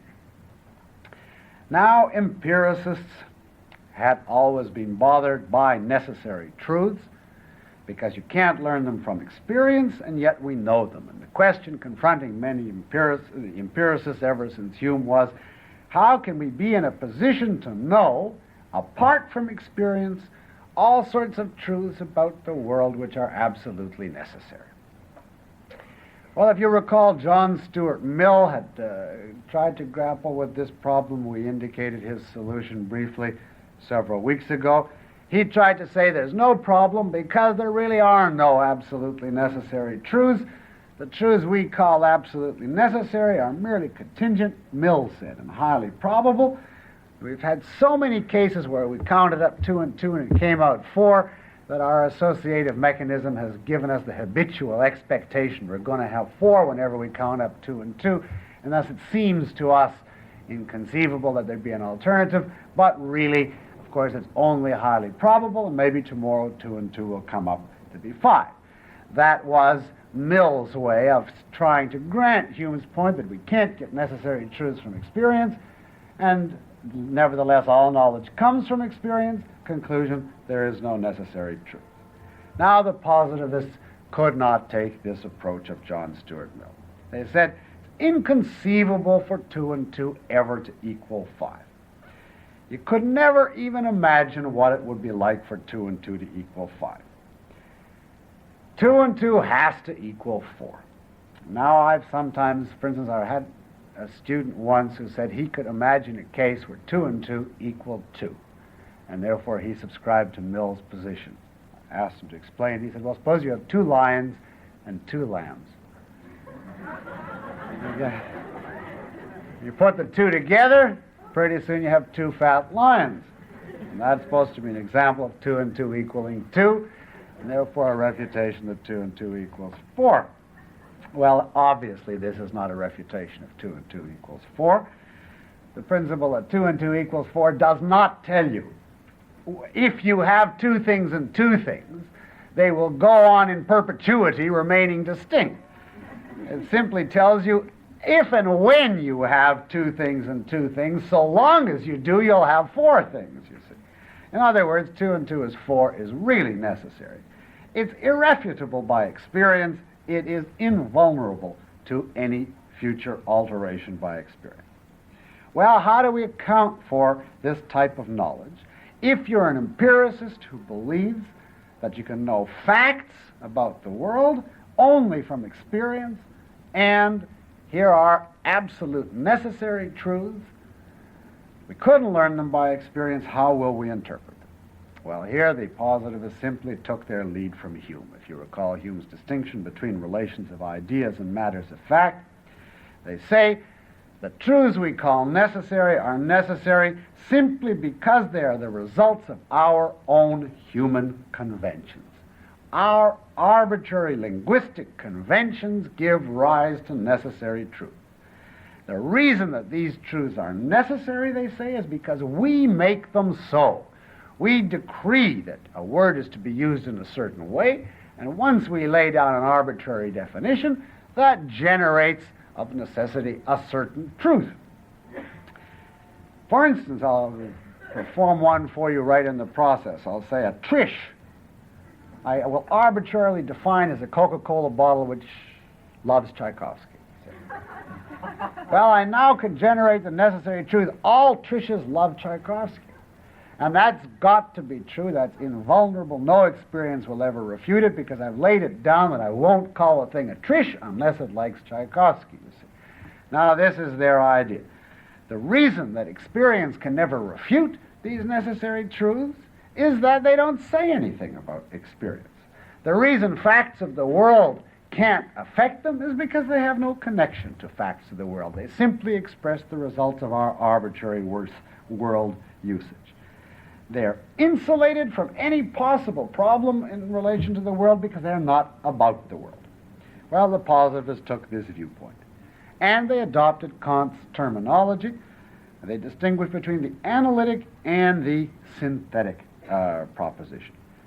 An analytic proposition, if you remember, is one which is true solely, or which can be established as true, or false solely by analysis of the meaning of the terms in question. The predicate doesn't add anything new onto the subject, it just explicates what's already in the definitions. On the other hand, there's the synthetic type of proposition where the predicate adds something new on. You can't establish it in that case by analysis, but rather by experience. And this is a straightforward distinction that we've already discussed. Well, the positivist view is that all necessary propositions are analytic, and therefore they are all conventional. They are all linguistic. They are all empty of factual content. They say nothing whatever about the world. Any necessary proposition is simply an expression of a human linguistic convention. And this viewpoint, for obvious reasons, is given the name conventionalism. Conventionalism being the view that so-called necessary truths are the creation of human linguistic conventions. On the other side, they say there are the synthetic propositions which do pertain to reality. They do tell us something about facts. They are not conventional. Now I'll let A.J. Ayer speak for a moment on this point. He gives this example of his view, that he takes a concrete example of the law of contradiction and tries to show that it is true simply as a matter of linguistic usage. Quote, this is all of these from Ayer tonight will be from Language, Truth, and Logic. Quote, thus if I say nothing can be colored in different ways at the same time with respect to the same part of itself, I am not saying anything about the properties of any actual thing. But I am not talking nonsense. I am expressing an analytic proposition, which records our determination to call a color expanse which differs in quality from a neighboring color expanse a different part of a given thing. In other words, I am simply calling attention to the implications of a certain linguistic usage. Unquote. You get the meaning of this example. You say to somebody, nothing can be red and green at the same time and in the same respect. And then the positivist comes up and points to a table which is half red and half green. And he says, well, there's the thing which is red and green. And you say, oh, but it's not in the same respect. Then he says to you, well, what about a man looking at the table, at the one side of the table with the red glasses and the other with the green glasses? Well, isn't that same part red and green? And you say, oh, but it's still a different respect because it's green in relation to the one with the green glasses and red in relation to the one with the red glasses, you see. Well, the positivist says, every time I find a case where something is A and non-A, you tell me, oh, that doesn't count because it's a different respect. Well, all you're doing then is telling me the way you're using the word respect. The law of contradiction is simply a way of saying, I propose to use the word respect in such a way that whenever I encounter A and non-A together, I won't call it the same respect. Well, he says, fine, you're free to do that. That's your arbitrary linguistic convention. But it doesn't state anything about reality, and you could use the word differently. As Ayer summarizes, analytic propositions, quote, provide no information whatsoever about any matter of fact. In other words, they are entirely devoid of factual content, and it is for this reason that no experience can confute them, unquote. They can't be refuted by experience because they say nothing about experience. If you want a famous line of Wittgenstein's expressing essentially this view, it is, the propositions of logic all say the same thing, namely, nothing. That is to say, they have no factual content. It follows, therefore, of course, that all necessary propositions are really arbitrary. They depend upon the conventions that we use, and there are, therefore, alternatives to any and all of them. Now, this was implicit in the analytic-synthetic distinction for centuries prior to the positivists, but it was never explicitly emphasized and systematically applied to all necessary truths until the time of the logical positives. They were the first really to cash in on the analytic-synthetic distinction in all of its implications. They emphasize repeatedly that we create our conventions. We can, if we wish, therefore, use words differently. And if we do so, of course, we'll abolish the necessary truths that arose from one set of conventions and institute a whole different set of necessary truths. In this sense, all the principles of logic, of mathematics, all definitions are arbitrary. There are alternatives to any one. Says Schlick, quote, "The rules of language are in principle arbitrary," unquote. And here from Carnap, quote, "In logic, there are no morals." Meaning, you see, there's no such thing as a right or wrong way of using words. In logic, there are no morals. I'll continue the quote from Carnap. "Everyone is at liberty to build up his own logic, i.e. his own form of language, as he wishes. All that is required of him is that if he wishes to discuss it, he must state his methods clearly and give syntactical rules instead of philosophical arguments," unquote. Logic is simply a matter of our grammatical linguistic usage, so if you want to set up your system of logic, you simply have to give your rules. Another quote from Carnap, quote, "Let us grant to those who work in any special field of investigation the freedom to use any form of expression which seems useful to them. Let us be cautious in making assertions and critical in examining them, but tolerant in permitting linguistic forms," unquote. In other words, you can use language as you choose, and therefore all of logic, mathematics, is arbitrary, optional, it depends on the particular conventions you use. Says Ayer, quote, "It is perfectly conceivable that we should have employed different linguistic conventions from those we actually do employ," unquote. Now you can multiply these quotations ad nauseam. Now you can imagine from this that the logical positivists would find a fertile field in constructing new systems of logic to supersede the Aristotelian system. And after this liberating, in quotes, manifesto from the Vienna Circle that you're free to create logic as you wish, there was a whole spree of philosophers engaged in constructing new systems of logic to replace the Aristotelian system of logic. It became, in certain quarters, a new department of philosophy.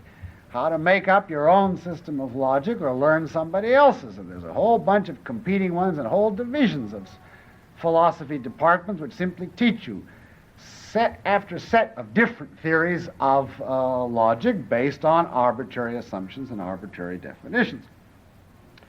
One thing in particular, for instance, which many of the advocates of these new logic oppose is the law of excluded middle. They condemn that on the ground that it's a two-valued logic. Two-valued meaning, you see, you have only two choices. Either a proposition is true or it isn't. And they say, why should we be restricted to a two-valued logic? Why can't we have a many-valued logic? For instance, it has been proposed that we should scrap the convention that gives rise to the law of excluded middle and replace it with a three-valued system, according to which either it's true, or it's false, or it's doubtful. And of course, if you're ingenious enough, we can make up 100-valued logic. We give up the idea that it's either A or non-A and say it's 1% A or 2% A or 3% A. We have 100 possibilities and so on. So we have a proliferation of systems of logic depending upon the particular conventions that the school uses. How do you choose among all of these different systems of logic? How do you know which one to adopt? Well, some of the more forthright and open logical positivists said it's entirely arbitrary. You choose whatever system of logic you want. You don't give any basis. You simply say, here are my conventions. It became clear to them after not too long a time, however, that this view was enormously self-refuting, because it leaves the door open for anyone to take the logic that the logical positive is used allegedly to establish their philosophy and say, I have my own. It makes it impossible to distinguish logical positivism from schizophrenia. You know the case, is supposed to be a famous schizophrenic who argued that Jesus Christ, sex, and a cigar were identical. You know this case? And his reasoning was Jesus Christ is encircled by a halo. In sex, the woman is encircled by the man, and a cigar is encircled by the taxpan. In all cases, they have the attribute of encirclement, and therefore they're identical. Now, his principle of reasoning was A is B, C is B, therefore A is C. Now, he was regarded as very sick for engaging in that process. But, of course, if logical positivism is true, that's his convention. And there's nothing to choose between it and any other set of conventions. And consequently, no philosophy, including logical positivism, could be anything other than a completely arbitrary expression of completely arbitrary principles. Now, as this point percolated through the movement, most of them came to adopt the pragmatist interpretation of logic, and simply to say, true enough, we're free to choose make up as many logics as we want, but we should adopt the ones that work best, the ones that are most convenient. And of course, they're then vulnerable to all of the objections that we discussed under pragmatism. The general result of their use of the analytic synthetic proposition was to remove logic altogether from the discussion of any question of fact. If something is a necessary truth, then it's immediately linguistic, subjective, arbitrary. If you prove something by logic, by that very fact, it no longer has anything to do with facts. You see, if you prove it by logic, then it's necessary. If it's necessary, then it's simply linguistic and conventional. If it's that, then it's arbitrary. In other words, by this theory, if you prove something in logic, that makes it arbitrary. The very fact that you've given a logical proof of something removes it from any contact with reality and makes it simply an arbitrary convention. And the effect is to remove logic altogether from the discussion of fact. I was saying, just to conclude this point, that the result of the analytic-synthetic dichotomy as used by the positivist is simply to remove logic from any discussion of fact, which means that, therefore, any claim to fact is necessarily unproved and unprovable, which means that since logic is man's method of establishing truth, that we're going to end up in a complete skepticism, as you'll see. Well, that's all I want to say about the analytic part of the analytic-synthetic distinction. Let's now look at the positivist view of synthetic propositions. Now, synthetic propositions are supposed to refer to facts. They are supposed to have factual meaning. They're to be meaningful. They're not just representative of conventions. And the positivists raise the question, what is the criterion by which we can tell when they are meaningful or not? And now I'm going to give you then their famous theory of meaning. It's applicable, I say at the outset, only to synthetic propositions, because analytic propositions, while they consider them meaningful, are not applicable to facts, and therefore this theory of meaning that I put forth is not meant to apply to analytic propositions, simply to synthetic propositions. So you can forget the analytic ones for now. And we'll go to the positivist theory of meaning. It's known as the verifiability theory of meaning. And it's the second major tenet of this philosophy. Well, let's lead up to the verifiability theory of meaning. To begin with, we're empiricists, positivists are. Now, you should know by now already what to expect when somebody says that in a post-Humean era. Our only contact with the world, with facts, is by experience, by what's given to us through the senses, in other words, via sense data. Sense data are all we're directly given. That's all there is to talk about, all there is to think about, all there is to know, namely sense data. We can name them, group them, describe their sequences, period. Now that is essentially the Humean Comtean, Auguste Comtean view, and the positivists subscribe to this completely. But now we can draw some conclusions about what must a meaningful statement be. Well, remembering always we're talking about synthetic statements. A meaningful statement must ultimately be a description of sense data. That's all there is that we can be aware of, and therefore that's all a meaningful statement could be. Why do I say must ultimately be a description of sense data? Because there are, the positivists recognize, complex statements, which don't on the face of it look as though they are descriptions of sense data. For instance, if I say England declared war in a certain year, that doesn't look like it's a description of sense data. But the positivists would say you could analyze that statement into a series of statements about individual people and what they did. And each statement about an individual person you could analyze in terms of a series of observations that you make about that person. In other words, a series of sense data. So ultimately, no matter how complex our statements sound, we can reduce them back to primitive descriptions of sense data. That is the ultimate unit of knowledge, the element of knowledge. And all other statements have to be reducible back to descriptions of sense data. As one of them put it, the typical basic type of human statement is, "There, now, green.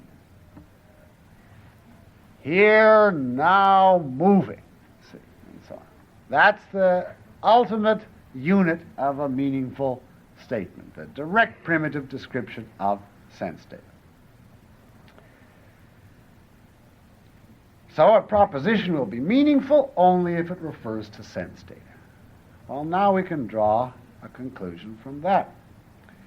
If a proposition is nothing but a description of sense data, then it must be verifiable by a reference to those sense data. Verifiable here means capable of being established as true or false. Capable of being established as true or false. And if a proposition is nothing but a description of sense data, then, of course, it must be verifiable by a reference to sense data. For instance, if I make the statement, "It will rain tomorrow," that is a meaningful statement. It's a statement about tomorrow's sense data. And as such, of course, I can verify it if I just wait around for the right sense data. I know just what sort of experiences are such that if they occurred, it would verify it. If I wait around till tomorrow and I see a number of shapes, I'm trying to describe drops in sense data language, but a number of transparent shapes very close to each other, moving rapidly. When you put your hand out, you get the sensation of wet, etc. I know just what that state of affairs would be like. And consequently, that statement, "It will rain tomorrow," is verifiable by sense data and is consequently perfectly meaningful. On the other hand, suppose I have the temerity to say, I'm a Hegelian, let us say, and I say the absolute is all-encompassing. Now, I say to myself, what sense data would ever verify that? I don't know what to look for. I look everywhere, and I can't see. I see red, green, rough, smooth, hot, cold, but I can't see the absolute is all-encompassing. Consequently, this statement, since it refers to no sense data, is unverifiable. It is, therefore, meaningless. I don't know what would make it true. Therefore, I don't know what it says. It's meaningless. And thus, we can reach the principle of verifiability, which I will dictate to you if you like. This is my own formulation of it, but I think it captures the essence of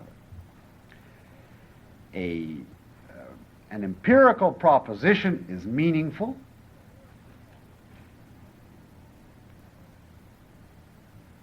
if it is in principle possible to specify a set of sense data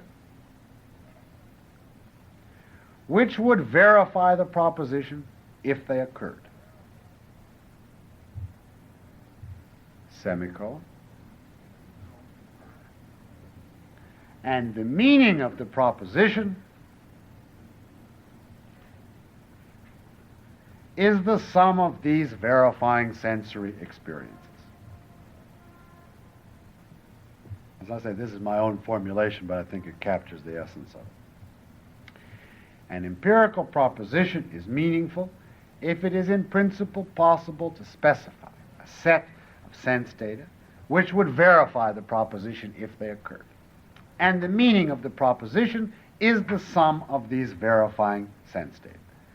Or, if you want to put it even more briefly, a statement means what would verify it in sense experience. The meaning of a statement is the sense data that would verify it. And thus you see the name, the verifiability theory. So if we have a statement that no sense data would verify, it is accordingly a meaningless statement. It's just simply noise. It is gibberish. Now this is obviously a very, very close relative of the Humean theory of meaning and of the pragmatist theory of meaning. It's a thoroughly sensualist approach to meaning. The only questions that we can allow as meaningful are those which can be settled by direct sense perception.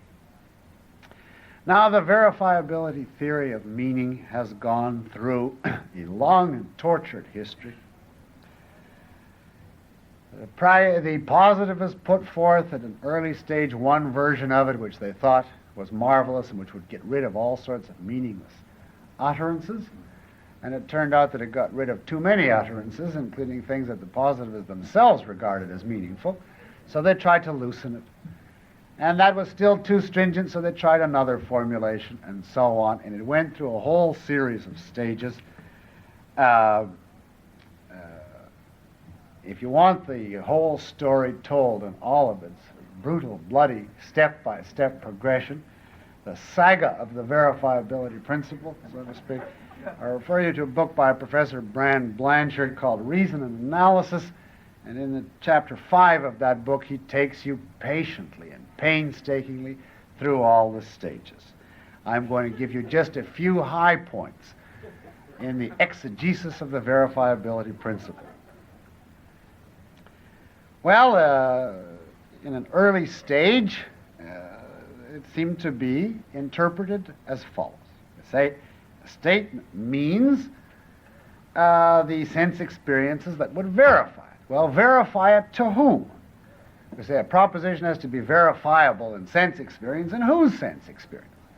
Well, it seemed obvious at the outset that if I, the speaker, am uttering a certain proposition, then it has to be me who's capable of verifying it. It has to be in my own experience. If the meaning of something is its verifiability in sense experience, it seems that a person could know the meaning of what he says only if he knew how to verify it himself. And so at an early stage it was taken that the verifiability theory was taken to mean a proposition is meaningful if it's verifiable by the person who utters it in his own experience. Now, this version led to a raft of disastrous consequences. Take only one simple question. What about if I make a statement about the past, about a time prior to my birth? I say Napoleon lost the Battle of Waterloo. Now, I cannot verify that in my sense experience. It's past.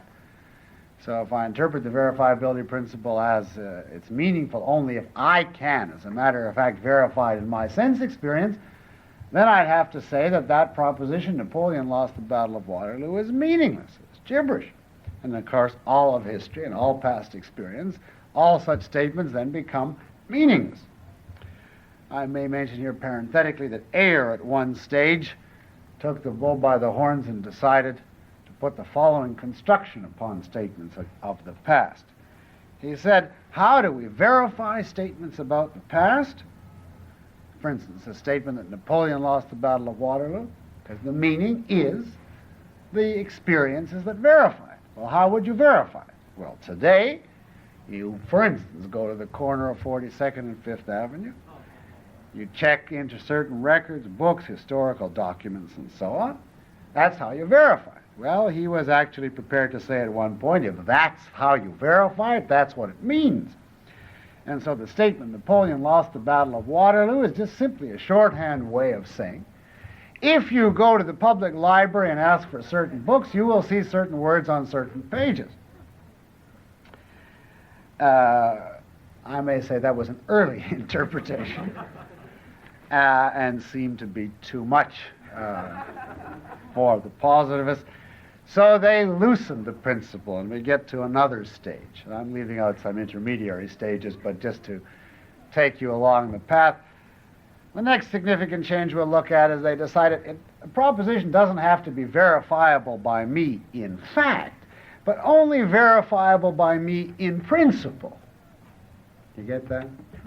In other words, it has to be conceivable in theory for me to verify it. I have to know what it would be like for me to be able to verify it in sense experience, even if in fact I can't.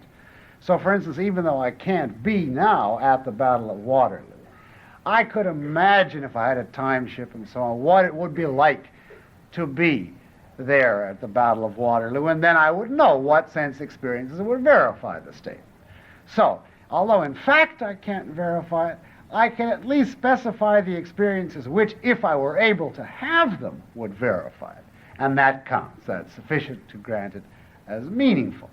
And so on this stage we are allowed now statements about the past and statements about the distant future, because even though I can't actually verify them, I know what it would be like to verify them if only I was around to verify them, which I won't be, but if I were, I could.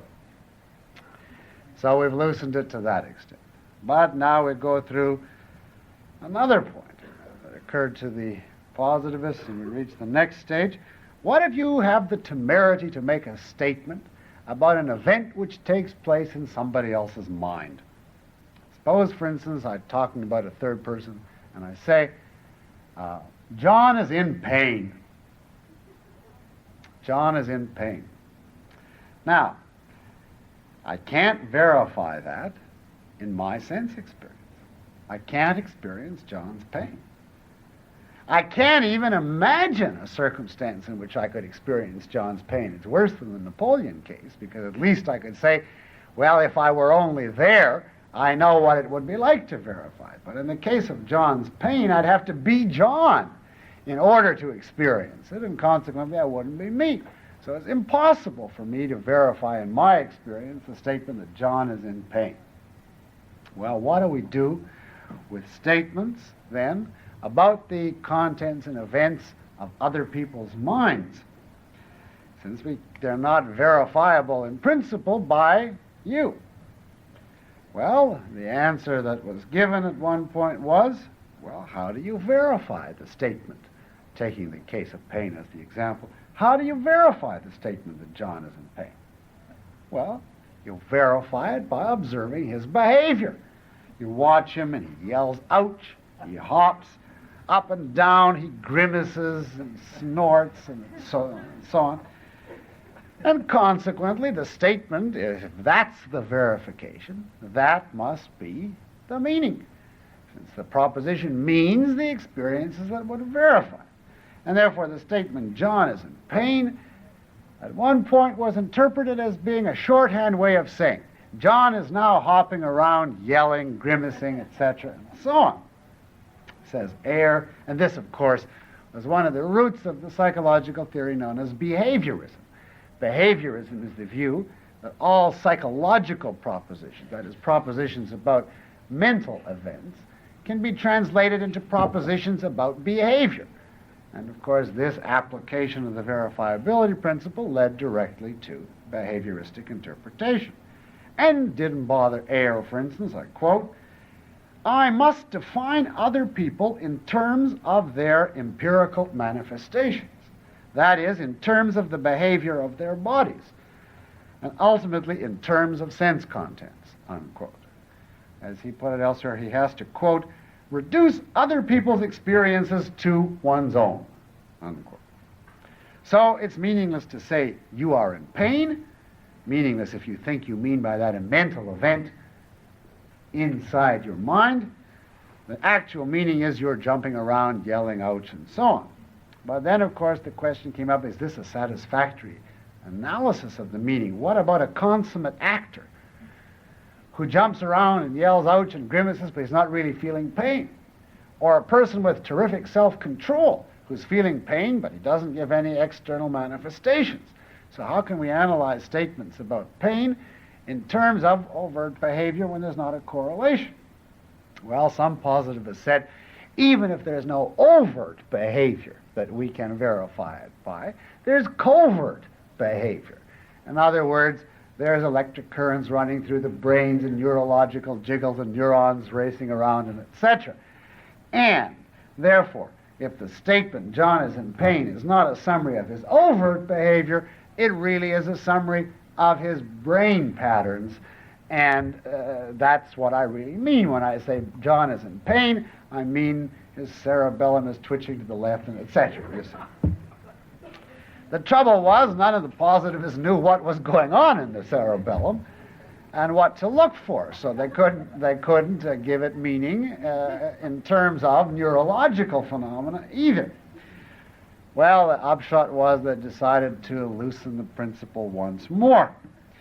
They decided to say, well, let's say that as long as something is verifiable by somebody, it counts as meaning. And this was the stage then. A proposition is meaningful if it's verifiable in sense experience, in principle, by somebody, by some conscious being, even if not by you yourself. If any observing being can verify it, then it will count as meaningful. So now I can refer to the past. I could even refer to John's pain because John can verify that he's in pain even though I can't. And we seem to have overcome some of the preliminary problems. Now this is more or less the central version of the verifiability principle. Verifiable in principle by anyone in sense experience.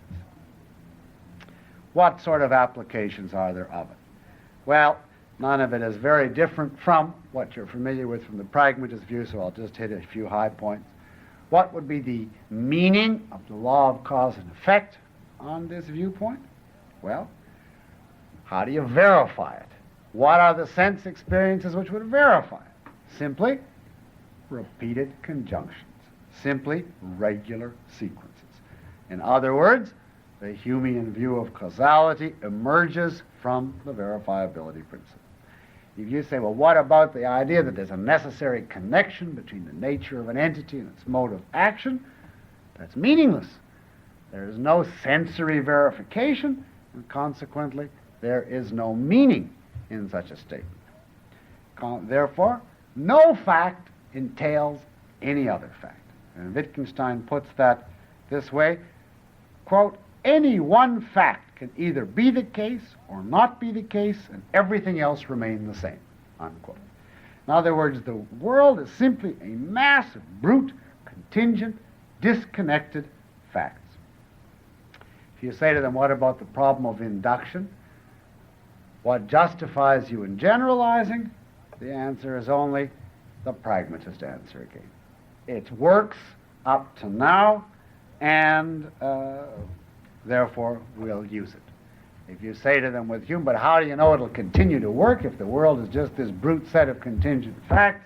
There is no coherent positivist answer. If you tried to say to them, well, look, the law of identity, A is A, requires the law of causality, they would say, how is that possible? The law of identity is just an analytic statement. It just expresses our linguistic conventions. And consequently, you can't get facts out of a linguistic convention. And therefore, the objectivist argument for cause and effect would be taken care of by the analytic-synthetic distinction. Suppose you ask the positivist to take another example. Do you believe that anything exists independent of human experience? Sense data, or the things you claim exist, do they exist when no one is perceiving them? Is there, in other words, a real physical world independent of us or not? Well, what do you think the positivist answer would be? Proposition means but would verify it in sense experience. How will you verify in sense experience that something exists when you're not experiencing it? Obviously, you can't. Consequently, if it's unverifiable in sense experience, it must be meaningless. Now, this, I have a statement up from Carnap. He's discussing the question, is the physical world real? Is there a real physical world independent of us or not? And his answer is, quote, this is from Carnap, while from the assertion of the reality or existence of kangaroos, we can deduce perceptive propositions. From the assertion of the reality of the physical world, this is not possible. See, if I say there are kangaroos, I know what sense data to look for. But if I say there's a real physical world that exists independent of us, there's no way to check that by sense data. And consequently, he goes on, from the assertion of the reality of the physical world, you cannot deduce sense data. Neither is it possible from the opposite assertion of the unreality of the physical world. Therefore, both assertions have no empirical content, no sense at all. It is to be emphasized that this criticism of having no sense applies equally to the assertion of unreality. Sometimes the views of the Vienna Circle have been mistaken for a denial of the reality of the physical world. You can see why that would have been. But he says, we make no such denial. It is true that we reject the thesis of the reality of the physical world. But we do not reject it as false, but as having no sense, as being meaningless, you see. And its idealistic antithesis is subject to exactly the same rejection. We neither assert nor deny these theses. We reject the whole question, unquote. Now that's very clear and is a very typical positivistic method of analysis. We don't say there are things independent of our perception. We don't say there aren't things independent of our perception. Neither are verifiable by sense data. Both are simply meaningless. We reject the question. What's the positivist view of God? Obviously, same thing. You can't verify the existence of God by reference to sense data, one way or the other. Therefore, the statement there is that God is meaningless, and the statement there is no God is meaningless. Either way, because either way is not verifiable by sense data. Therefore, positivists frequently say you shouldn't regard us as atheists, because an atheist is somebody who says there is no God, and we don't utter that statement because it's meaningless according to us. We simply don't discuss the question one way or the other. Needless to say, religious people regard positivists as being an unsympathetic movement in spite of this. Well, I think you get the idea. It's essentially the same type of consequences that we got from the pragmatist theory of meaning. But we have still got a further problem before we leave this theory of meaning. Up to this point, the positivists were assuming that you could verify a statement with certainty, that you could be absolutely certain. Because after all you had to do to verify something was to check sense data. And they agreed with Comte that you could be positive about sense data. And so the theory of verifiability had been interpreted as a proposition is meaningful if you can verify it conclusively with certainty in sense experience. But at a certain point it began to occur to the positivists that on their views you could never verify anything with certainty. In other words, the skeptical side of positivism began to assert itself. And they began to come to the conclusion that there's no such thing as being certain of any empirical proposition. And that, of course, would require a further change in the verifiability theory. Because if verifiability means to verify with certainty, and certainty is impossible, it'll end up that everything is meaningless and that all human beings can speak is gibberish. Now, why would they hold that you can't be certain about any empirical matter of fact? Well, take a simple example. I point to this object and I say this is a table. That's a description of a material thing. This is a table. What say the positivists what I have to do to verify this conclusively, with absolute certainty? Well, I would have to check it from how many different possible points of view? Well, obviously, an unlimited number of points of view. Look, suppose I look at it from this point of view, and it behaves just right. The sense data is green, hard, and so on. And I move a quarter of an inch to the right, and I get a slightly different perspective, and that group of sense data follows. So far, so good, I say. The thing is behaving just like a table. I get another inch to the right, and it's still going. I say, fine, I got a little more evidence that it's a table. And now I take the next step, and suddenly the whole thing is gone. There's an elephant there. I say to myself, well, whatever it wasn't a table. See, a real table doesn't become an elephant when I take 4 steps over. Consequently, I say, if a thing turns into an elephant like that, I must have been wrong. It wasn't a table. It was really just a hallucination that was well behaved for a long time. Or it was really a dream that was well behaved for a long time. Now, remember, it's a contingent world. It's brute fact. Anything is possible. So how do you know whether there isn't some perspective somewhere on this table from which, if you looked at it from that perspective, you'd suddenly see something bizarre, which is incompatible with it being a table, and would therefore cast doubt on whether it's a table? The long and the short of it is, we'd have to make an infinite set of observations in order to establish conclusively that this is a table. We'd have to check it from every possible perspective, angle, etc., the underside, the top side, and then see that it's still holding tomorrow and so on. And you can't go through an infinite series, since the possibility always exists that the next set of sense data will conflict with all the preceding ones. We can never say with certainty this is a table. The most we can say is sense data from certain perspectives give a certain degree of probability. The fact that this is a table, but who knows what's coming next. So you can be certain.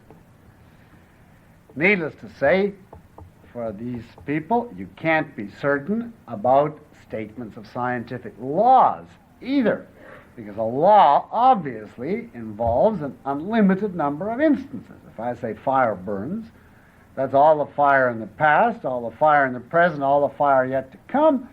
To verify that conclusively by sense data, you would have to experience every fire in the past, present, and future, and obviously an infinite number of fires. So they're in this position. A proposition is meaningful if you can verify it with certainty. But you can't verify any factual statement with certainty. It looks like, if we keep the verifiability principle, then every utterance is going to end up as gibberish. That was too much. So we reached the next stage, and you'll be happy to know this is the last one I'll give you. The positivists proceeded to distinguish between what they call strong verifiability and weak verifiability. Strong verifiability means verifying it conclusively with certainty. And most of them rejected that as being unattainable. Weak verifiability means approximately this. So long as there are some observations which are relevant to determining the truth or falsity of the proposition, it qualifies as being weakly verifiable. Some observations relevant. Even though you can never make it conclusive proof, if you can find some observations which are relevant, then that qualifies as weakly verifiable. Now, that particular theory also gave them grief, and I'll read you Professor Blanchard's description of this last stage that we will look at, as he has it, the weak verifiability stage. Now, a proposition is meaningful if we can find some observations relevant to verifying it. Blanchard writes, Mr. Ayer went on to formulate this theory in more technical terms. And then he quotes from Ayer. Let us call a proposition which records an actual or possible observation an experiential proposition. Then we may say that it is the mark of a genuine factual proposition that some experiential propositions can be deduced from it in conjunction with certain other premises without being deducible from those other premises alone. Blanchard will explain that in a moment.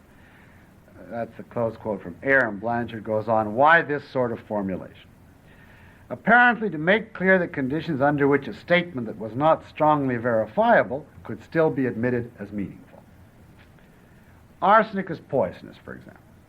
This is not conclusively verifiable because it would require more observations than could ever be completed. But it is clearly significant. How could this significance be recognized consistently with the requirement of verifiability? Only by admitting that a partial verifiability was enough. By this was meant that though the assertion was not verifiable in its whole extent, it still enabled us, when we took it in conjunction with other statements, to make confirmable inferences which we could not make from these statements alone. For instance, merely from John has taken arsenic, we cannot conclude that John will be poisoned. But from this in conjunction with arsenic poisons, we can conclude that John will be poisoned. And this conclusion can be confirmed by observation. The general proposition is thus at least partially verified by experience and may be admitted as meaningful or significant on this ground, unquote. If you followed that at all, and the technicality is not really worth following, but if you followed it, you see the problem that's being opened now in the other direction. Up to now, in tinkering with the verifiability principle, the problem has been that there have been blatantly meaningful statements which came out as meaningless. Now, in trying to loosen it to accommodate these meaningful statements, they've ended up with a criterion that allows obvious gibberish as meaningful. And I'll give you one passage from Professor Blanchard illustrating this. Isaiah Berlin, one philosopher, pointed out that according to the new criterion, one could meaningfully say this logical problem is bright green, which is obviously gibberish, you see. Since with the help of another premise, I dislike all shades of green, one can deduce a verifiable conclusion not deducible from either premise alone, namely, I dislike this problem. Professor Ayer himself, 10 years later, agreed that the formula would not do. One could apparently prove by it that any indicative statement at all was meaningful. Take, for example, the absolute is lazy. That's Hegel's absolute. Attach to this any empirical consequent you wish, such as if the absolute is lazy, this is white. Then the statement this is white is then a verifiable one, which doesn't follow from either premise taken alone, but does follow from the two together. It thus fulfills the requirement for meaningfulness, and the statement the absolute is lazy must be admitted to all the rights and privileges pertaining thereto, unquote. Now that again was obviously too much for the positivists, and they were in this position. Whatever formulation they gave of the verifiability principle, something seemed to go wrong with it. We thought we just had one that would give us the regular, authentic, factual propositions, and it turned out that whole rafts of obvious, meaningful communication were gibberish. We loosened it, and loosened it, and loosened it, and at a certain point we thought, well, now we've let in only the meaningful and excluded the meaningless, and at that point everything got its foot in the door, and utter gibberish came out as meaningful. Now, there are still some people in this country tinkering with the verifiability principle and trying to find a formulation that will hold water. The majority of them, however, have given up with the sense of bafflement that a theory that started with this promising a future just simply petered out in formulation after formulation after formulation, and none of them ever seem to work. Of course, the reason being that they're trying to give a theory for a conceptual being based on the premise that concepts are reducible to sense experiences, in other words, on the sensualist epistemology. And there's no wonder that they cannot do it. Well, in any event, so much for the verifiability principle. Let's pass on to a few last points.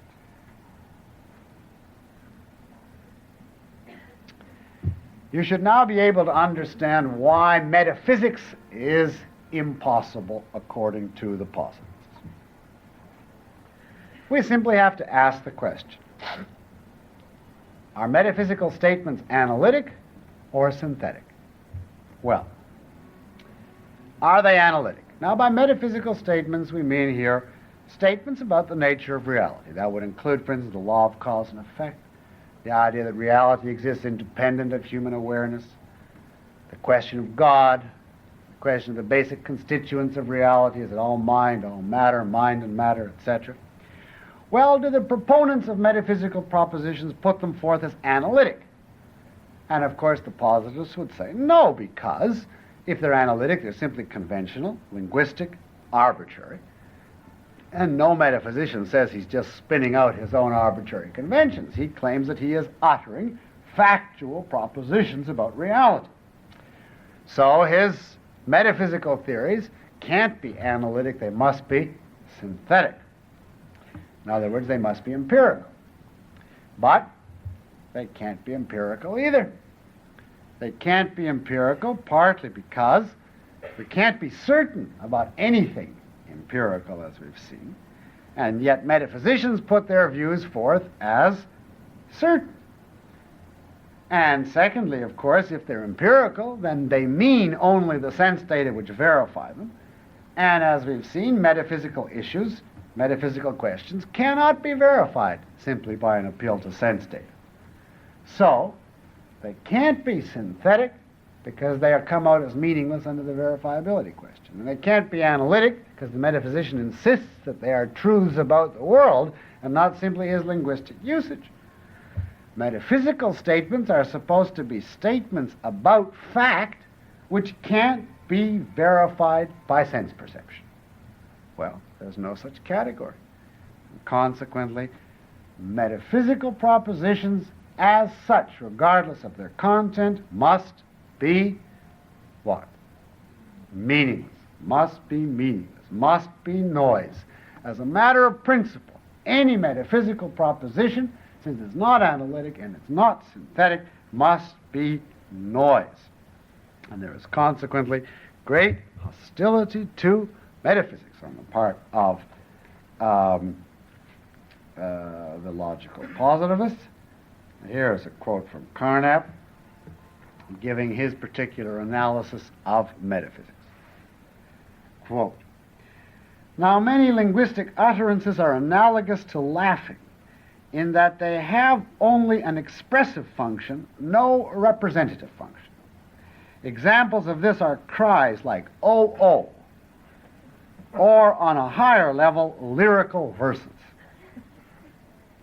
The aim of a lyrical poem is not to inform us of certain facts, but to express certain feelings of the poet and to excite similar feelings in us.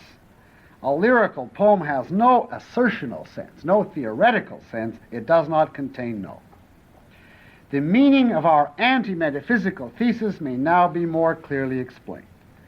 This thesis asserts that metaphysical propositions, like lyrical verses, have only an expressive function, but no representative function. Metaphysical propositions are neither true nor false because they assert nothing. They contain neither knowledge nor error. They lie completely outside the field of knowledge, of theory, outside the discussion of truth or falsehood." Unquote. Now, there's a very clear statement. Now you may ask, if metaphysics is this meaningless, this bad, why have philosophers indulged in it for so long? And the positivists have an answer of sorts. And the answer, in a word, is that philosophers have been duped by language. Been duped by language. They've been taken in by the way people use words. They don't understand the meaning of ordinary language statements. And consequently, they put a false construction on language and they build their metaphysical theories accordingly. I'll give you one example of how this is supposed to work. This is an explanation I read from one positivist of how Plato's theory of universals was generated. Somebody utters the statement, dogs are faithful. And then he hears the statement, unicorns are fictitious. Those are two statements, right? Subject and predicate. And he reasons to himself, well, dogs are faithful. Faithfulness is an attribute which requires an entity, namely the dog, to inhere in. So there must be a dog. Well, now, unicorns are fictitious is the same type of statement. It's an attribute ascribed to an entity. And therefore, there must really be unicorns for fictitiousness to inhere in. See? In other words, he construes unicorns are fictitious as being like dogs are faithful. And then he looks around and he can't find any unicorns in this world, so he says there must be a unicorn in Plato's heaven. See? And that unicorn possesses fictitiousness on the model of the faithfulness possessed by the dog. And that is seriously advanced as an explanation of Plato's metaphysics. Plato did not understand, or his followers didn't understand, simply that unicorns are fictitious happens to be a misleading grammatical way of saying there are no unicorns. If he had understood that, he never would have been tempted to postulate another world. He wouldn't have indulged in metaphysics. And this is a simple example of which the positivists give many. Metaphysics arises from the fact that philosophers misconstrue language. And of course, the positives are eager to engage in the linguistic clarifications that are necessary in order to prevent the further rise of metaphysics. Now you may say, don't the positivists face a problem here? Aren't they themselves constantly uttering statements which are condemned as metaphysical by their own theory? Take, for instance, the verifiability theory. A proposition is meaningful if you can verify it in sense experience. Well, now let's apply the positivist criteria to them. Is it an analytic statement? Well, if it is, it's simply linguistic, arbitrary convention. And that means that the heart of logical positivism is simply a set of absolutely arbitrary conventions which don't have any binding power on anyone else, and there's no reason why anyone else should accept them. And the positivists clearly do not want to take the view that the verifiability principle is analytic. Well, is it synthetic then? Well, if it's synthetic, it has to be verifiable in sense experience. Now, how would you verify the verifiability principle in sense experience? Can you go around and observe, have sense data of meaningfulness and say, aha, this proposition is verifiable and I perceive that it's meaningful, and this one is not and I perceive that it's not? Obviously, you can't even perceive meaningfulness. So you couldn't possibly verify a proposition being meaningful by reference to sense experience. So you couldn't say the verifiability theory is an empirical theory. Well, if it's not analytic and it's not empirical, what must it be?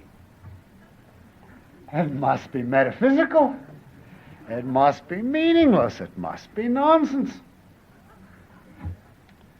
By the theory itself. Now,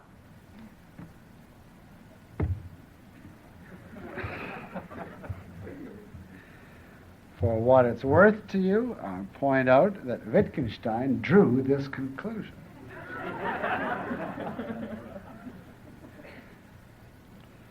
In a famous passage in the Tractatus, he writes, quotes,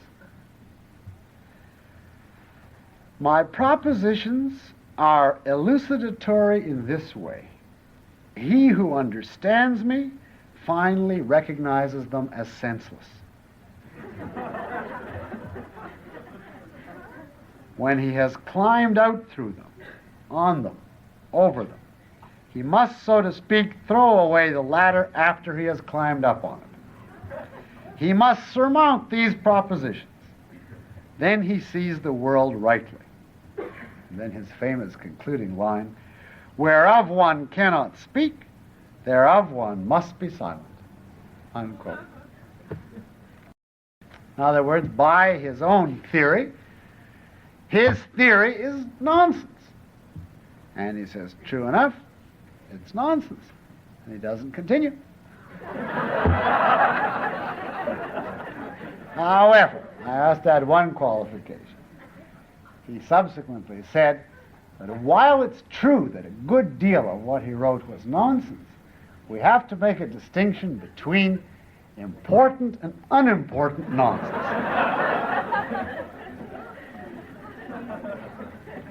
I'll pass that by without further comment.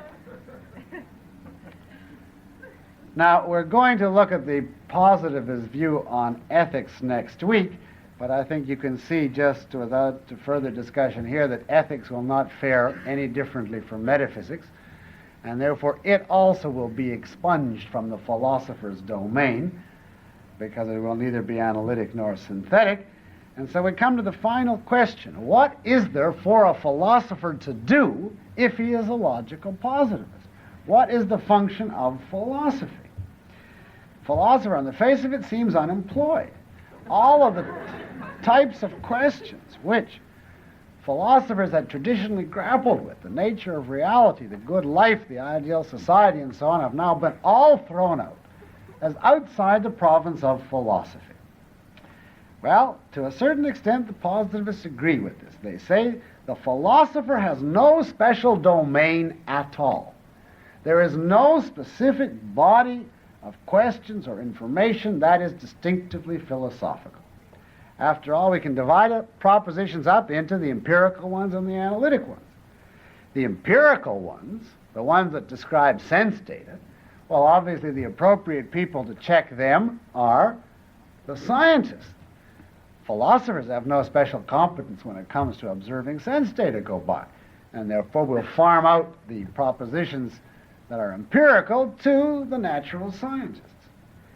Analytic propositions, well, who is it that studies them? Well, obviously, the logicians and mathematicians are concerned to construct systems of analytic propositions showing that from certain premises, certain conclusions follow. So what then is there for the philosopher to do? Well, in a word, the positivist answer, the philosopher can simply clarify other people's concepts. That's all he can do. He can analyze and clarify the meaning of other people's concepts and utterances. And for the positivist, this meant primarily he can analyze and clarify the concepts used by scientists. For instance, scientists use terms like cause, force, necessity, and so on. Well, the positivist construes his function as, in effect, looking over the shoulder of the scientist, epistemologically speaking. He's like the handmaiden of the scientist. And he says to the scientist, you're using this term in a non-verifiable way. See? So you better check it again. You're not following the verifiability principle. Or, you confuse a synthetic proposition with an analytic one. Now, this one you don't establish by sense experience. This is simply analytic. Or, you made a logical slip here. This doesn't follow from this. Or, occasionally when a scientist indulges in metaphysics and it rears its ugly head, the positivists will be quick to say, look, that's metaphysics, that's out. You see. In effect, you can think of it as though for the positivist, the philosopher runs a clearinghouse. As the propositions are fed to him as people speak, he farms out the empirical ones to the scientists, the analytic ones to the logicians and the mathematicians, and the metaphysical ones he squelches and doesn't let get on any further. But he has no domain, no field of his own. And I'll conclude this with one quote from Wittgenstein expressing this point clearly.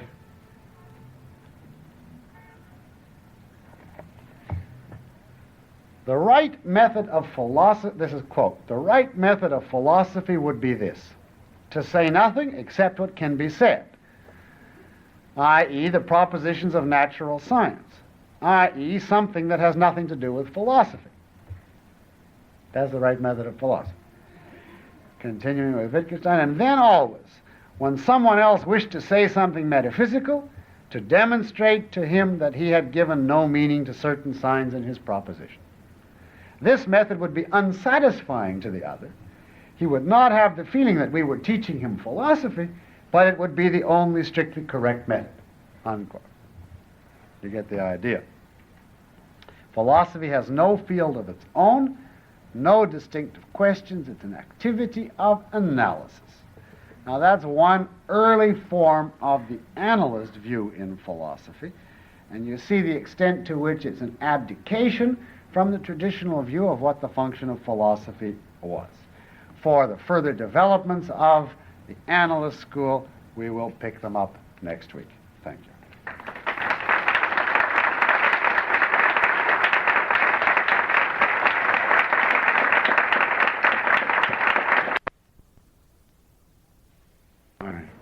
We only have a short period. I have a number left over from last week that I want to say something very briefly about, but here's one from tonight.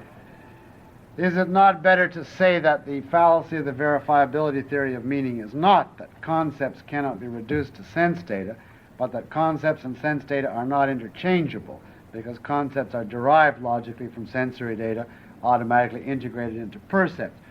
If I understand this question, I would agree. And it's a question of what you mean by reduced to.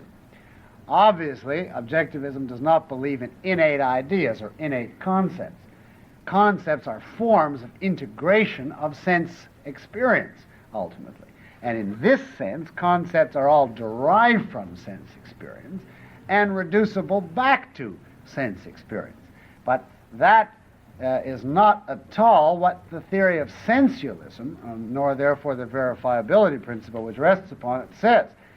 Sensualism, as I tried to make clear when I originally introduced the term, is not the view that the senses are the basis for concepts, but that a concept is simply the name for a group of sense data. That's all. There is no such thing as a conceptual integration distinct from sense experience, and that therefore man has only really got the faculty of sense perception, and a concept is just a name for a type of sense experience.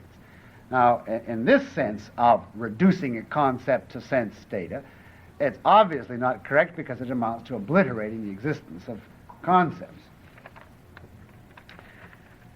How can one justify any anticipated effects or expectations resulting from any idea, if not on the basis of logic or past experience, both of which criteria are pragmatically meaningless? This question, I think, is entirely valid.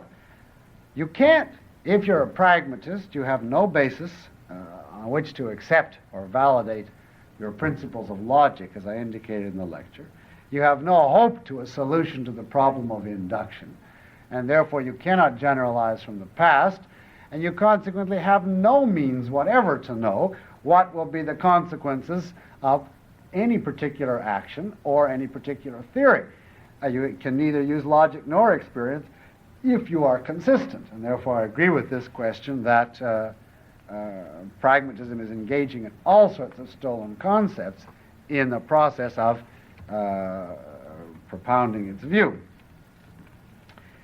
If it is true, I'll try to intersperse some from, but there's some I wanted to get to. If it is true, according to Aristotle, that man is a rational being, how do you explain the majority of mankind's acceptance of such blatantly irrational ideas as those given from Plato through Dewey? Well, you completely misunderstand the meaning of what it is to say man is a rational being. To say man is a rational being is to say that he has the capacity to exercise reason. He has a conceptual faculty. He is capable of thinking abstractly and of thinking logically. It is not to say that under all circumstances and automatically everybody does think rationally. If you know the objectivist view, you will know that thinking is a volitional matter, and that it is possible for a being with the capacity to reason, not to exercise that, and consequently to come up with all sorts of false theories. Also, there's always the possibility of a person making an honest mistake.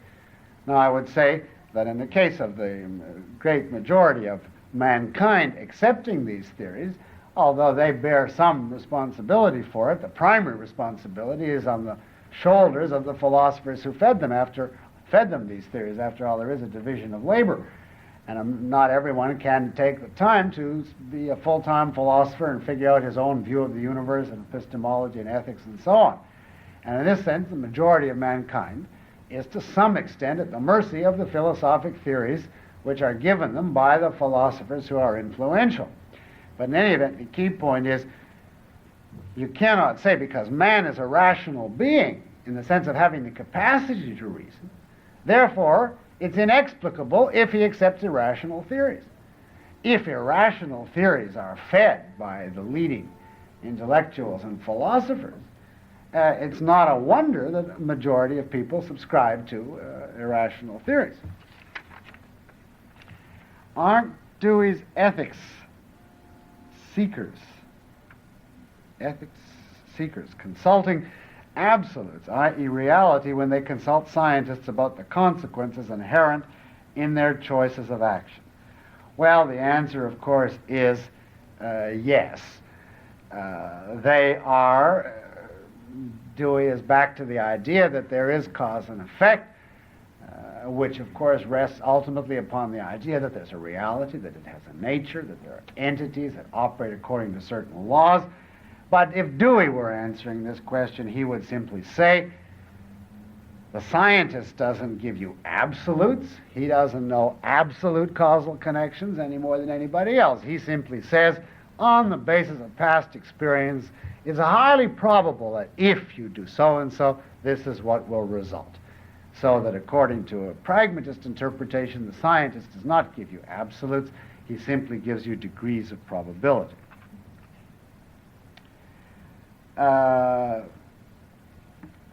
You mention in your argument for logical positivism the law of contradiction. What is the law of contradiction? I know what the law of identity is, but I've never heard of the law of contradiction. Well, I better tell you that.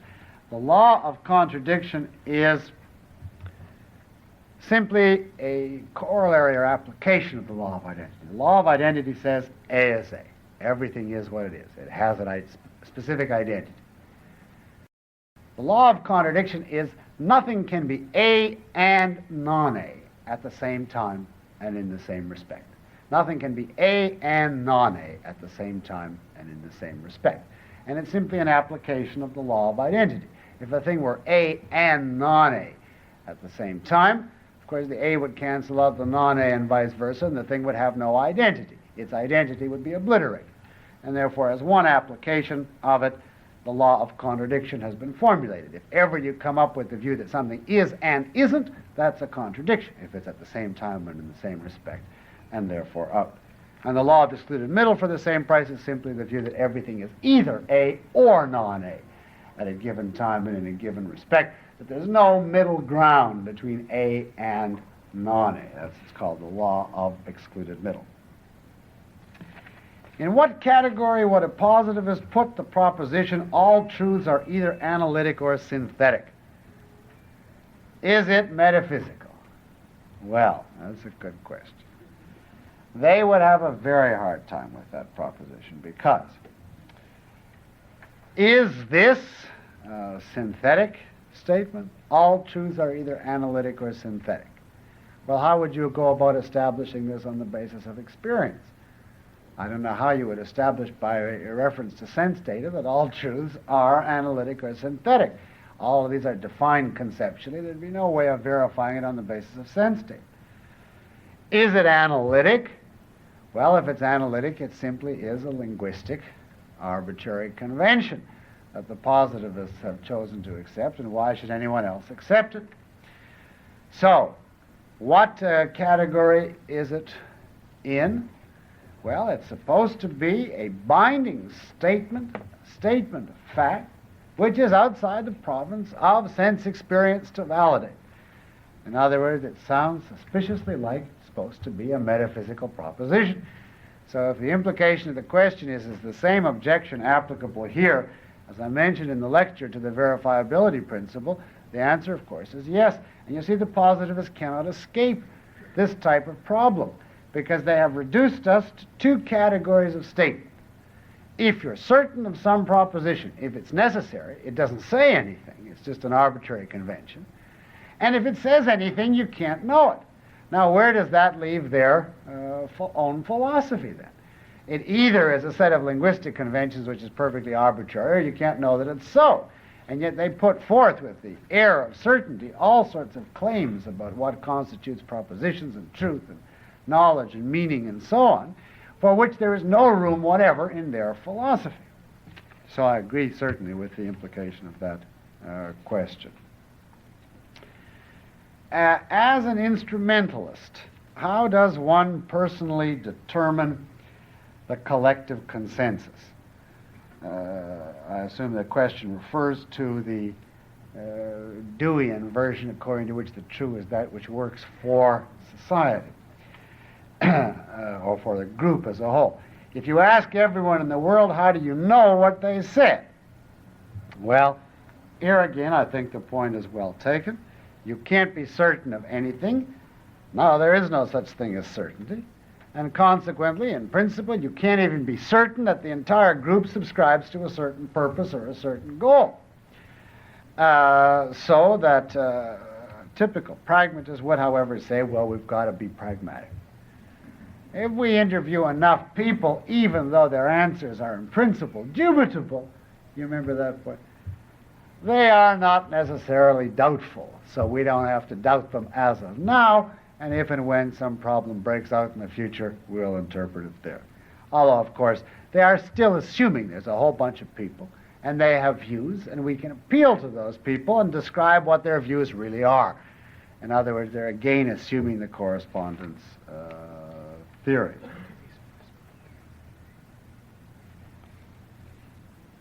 Can you give the page numbers of your quotes from Brand Blanchard and A.J. Ayer? Well, I don't have the page number.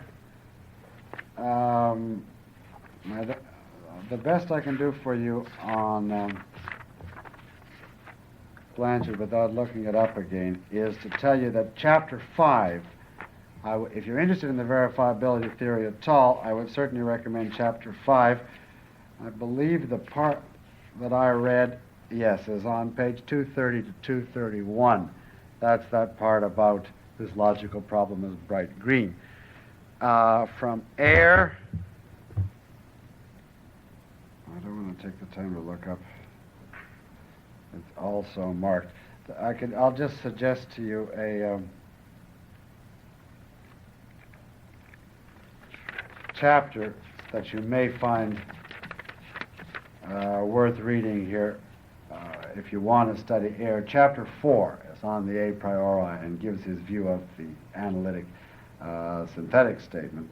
Chapter 6 gives his ethical views, and Chapter 8 applies it to show how fundamental metaphysical questions are meaningless. I don't have the exact page. I think it was 39, but I can't seem to find it on 39. Here, page 79. I don't know if that'll help you because you may not have the same edition. I have a paperback Dover edition. Could you please repeat your definition of the verifiability principle? Well, I guess I'll have to get the pages out.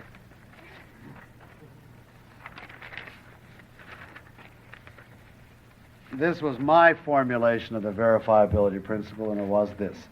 A factual proposition is meaningful, or an empirical proposition is meaningful, if it is in principle possible to specify a set of sense data which would verify the proposition if they occurred. And the meaning of the proposition is the sum of these verifying sense data.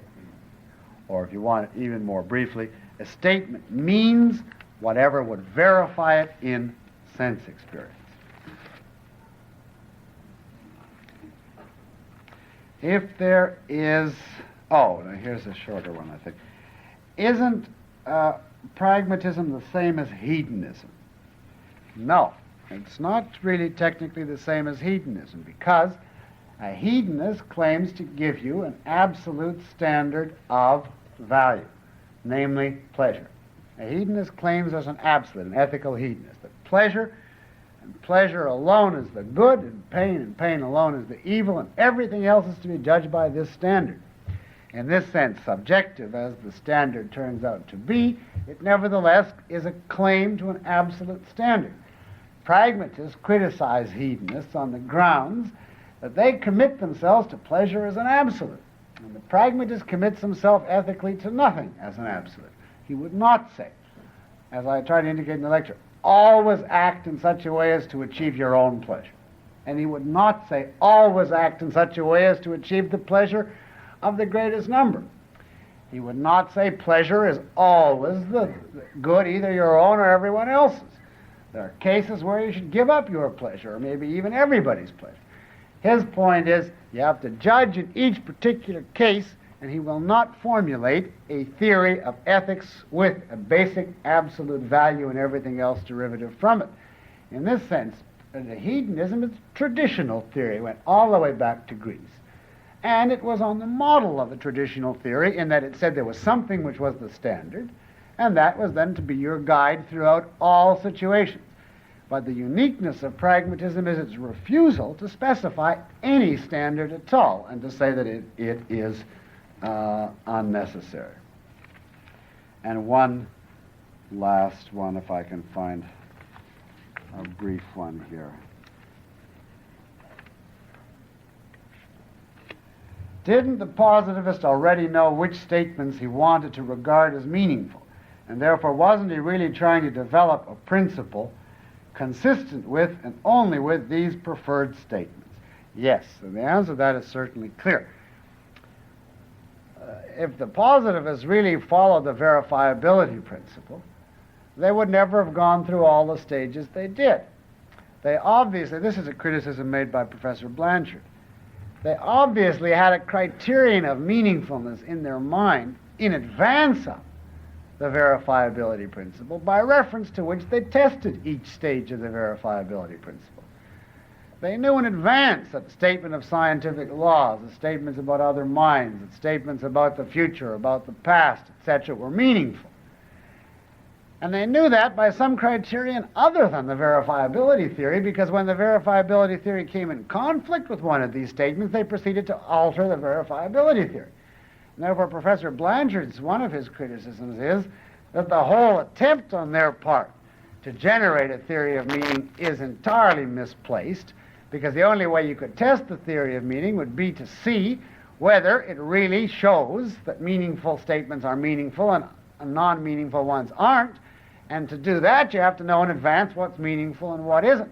And consequently, he says the entire positivist attempt is abortive. So in this sense, I would agree with this. This is correct, you say? Would you be kind enough to re-explain the difference between a man-created law of logic and an antecedent law of logic? Yes. Now, obviously, there is a sense in which man creates the formulations of the laws of logic. That is the wording. Nothing can be A and non-A. A is A. The naming, the conceptual formulation of these laws is obviously a human creation. And no one would deny that. But prior to or apart from the pragmatist Kantian tradition, it was held that the law of identity, for instance, is a fact in reality, that in reality things are what they are, quite independent of us and prior to our recognition of any facts. And then man's function is simply to come on the scene in this connection, grasp the fact, and give a conceptual formulation to it. See? Now, the pragmatist position, however, is completely not that.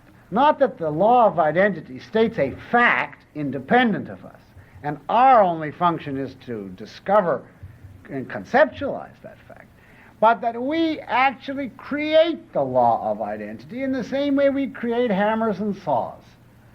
that the law of identity is simply a tool guiding our mental behavior.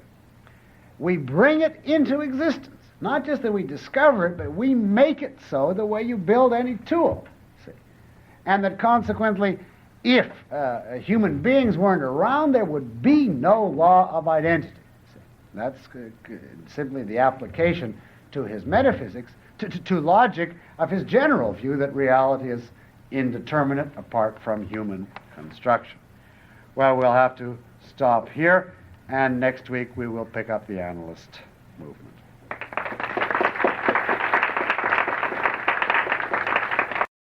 This course continues with Lecture 9.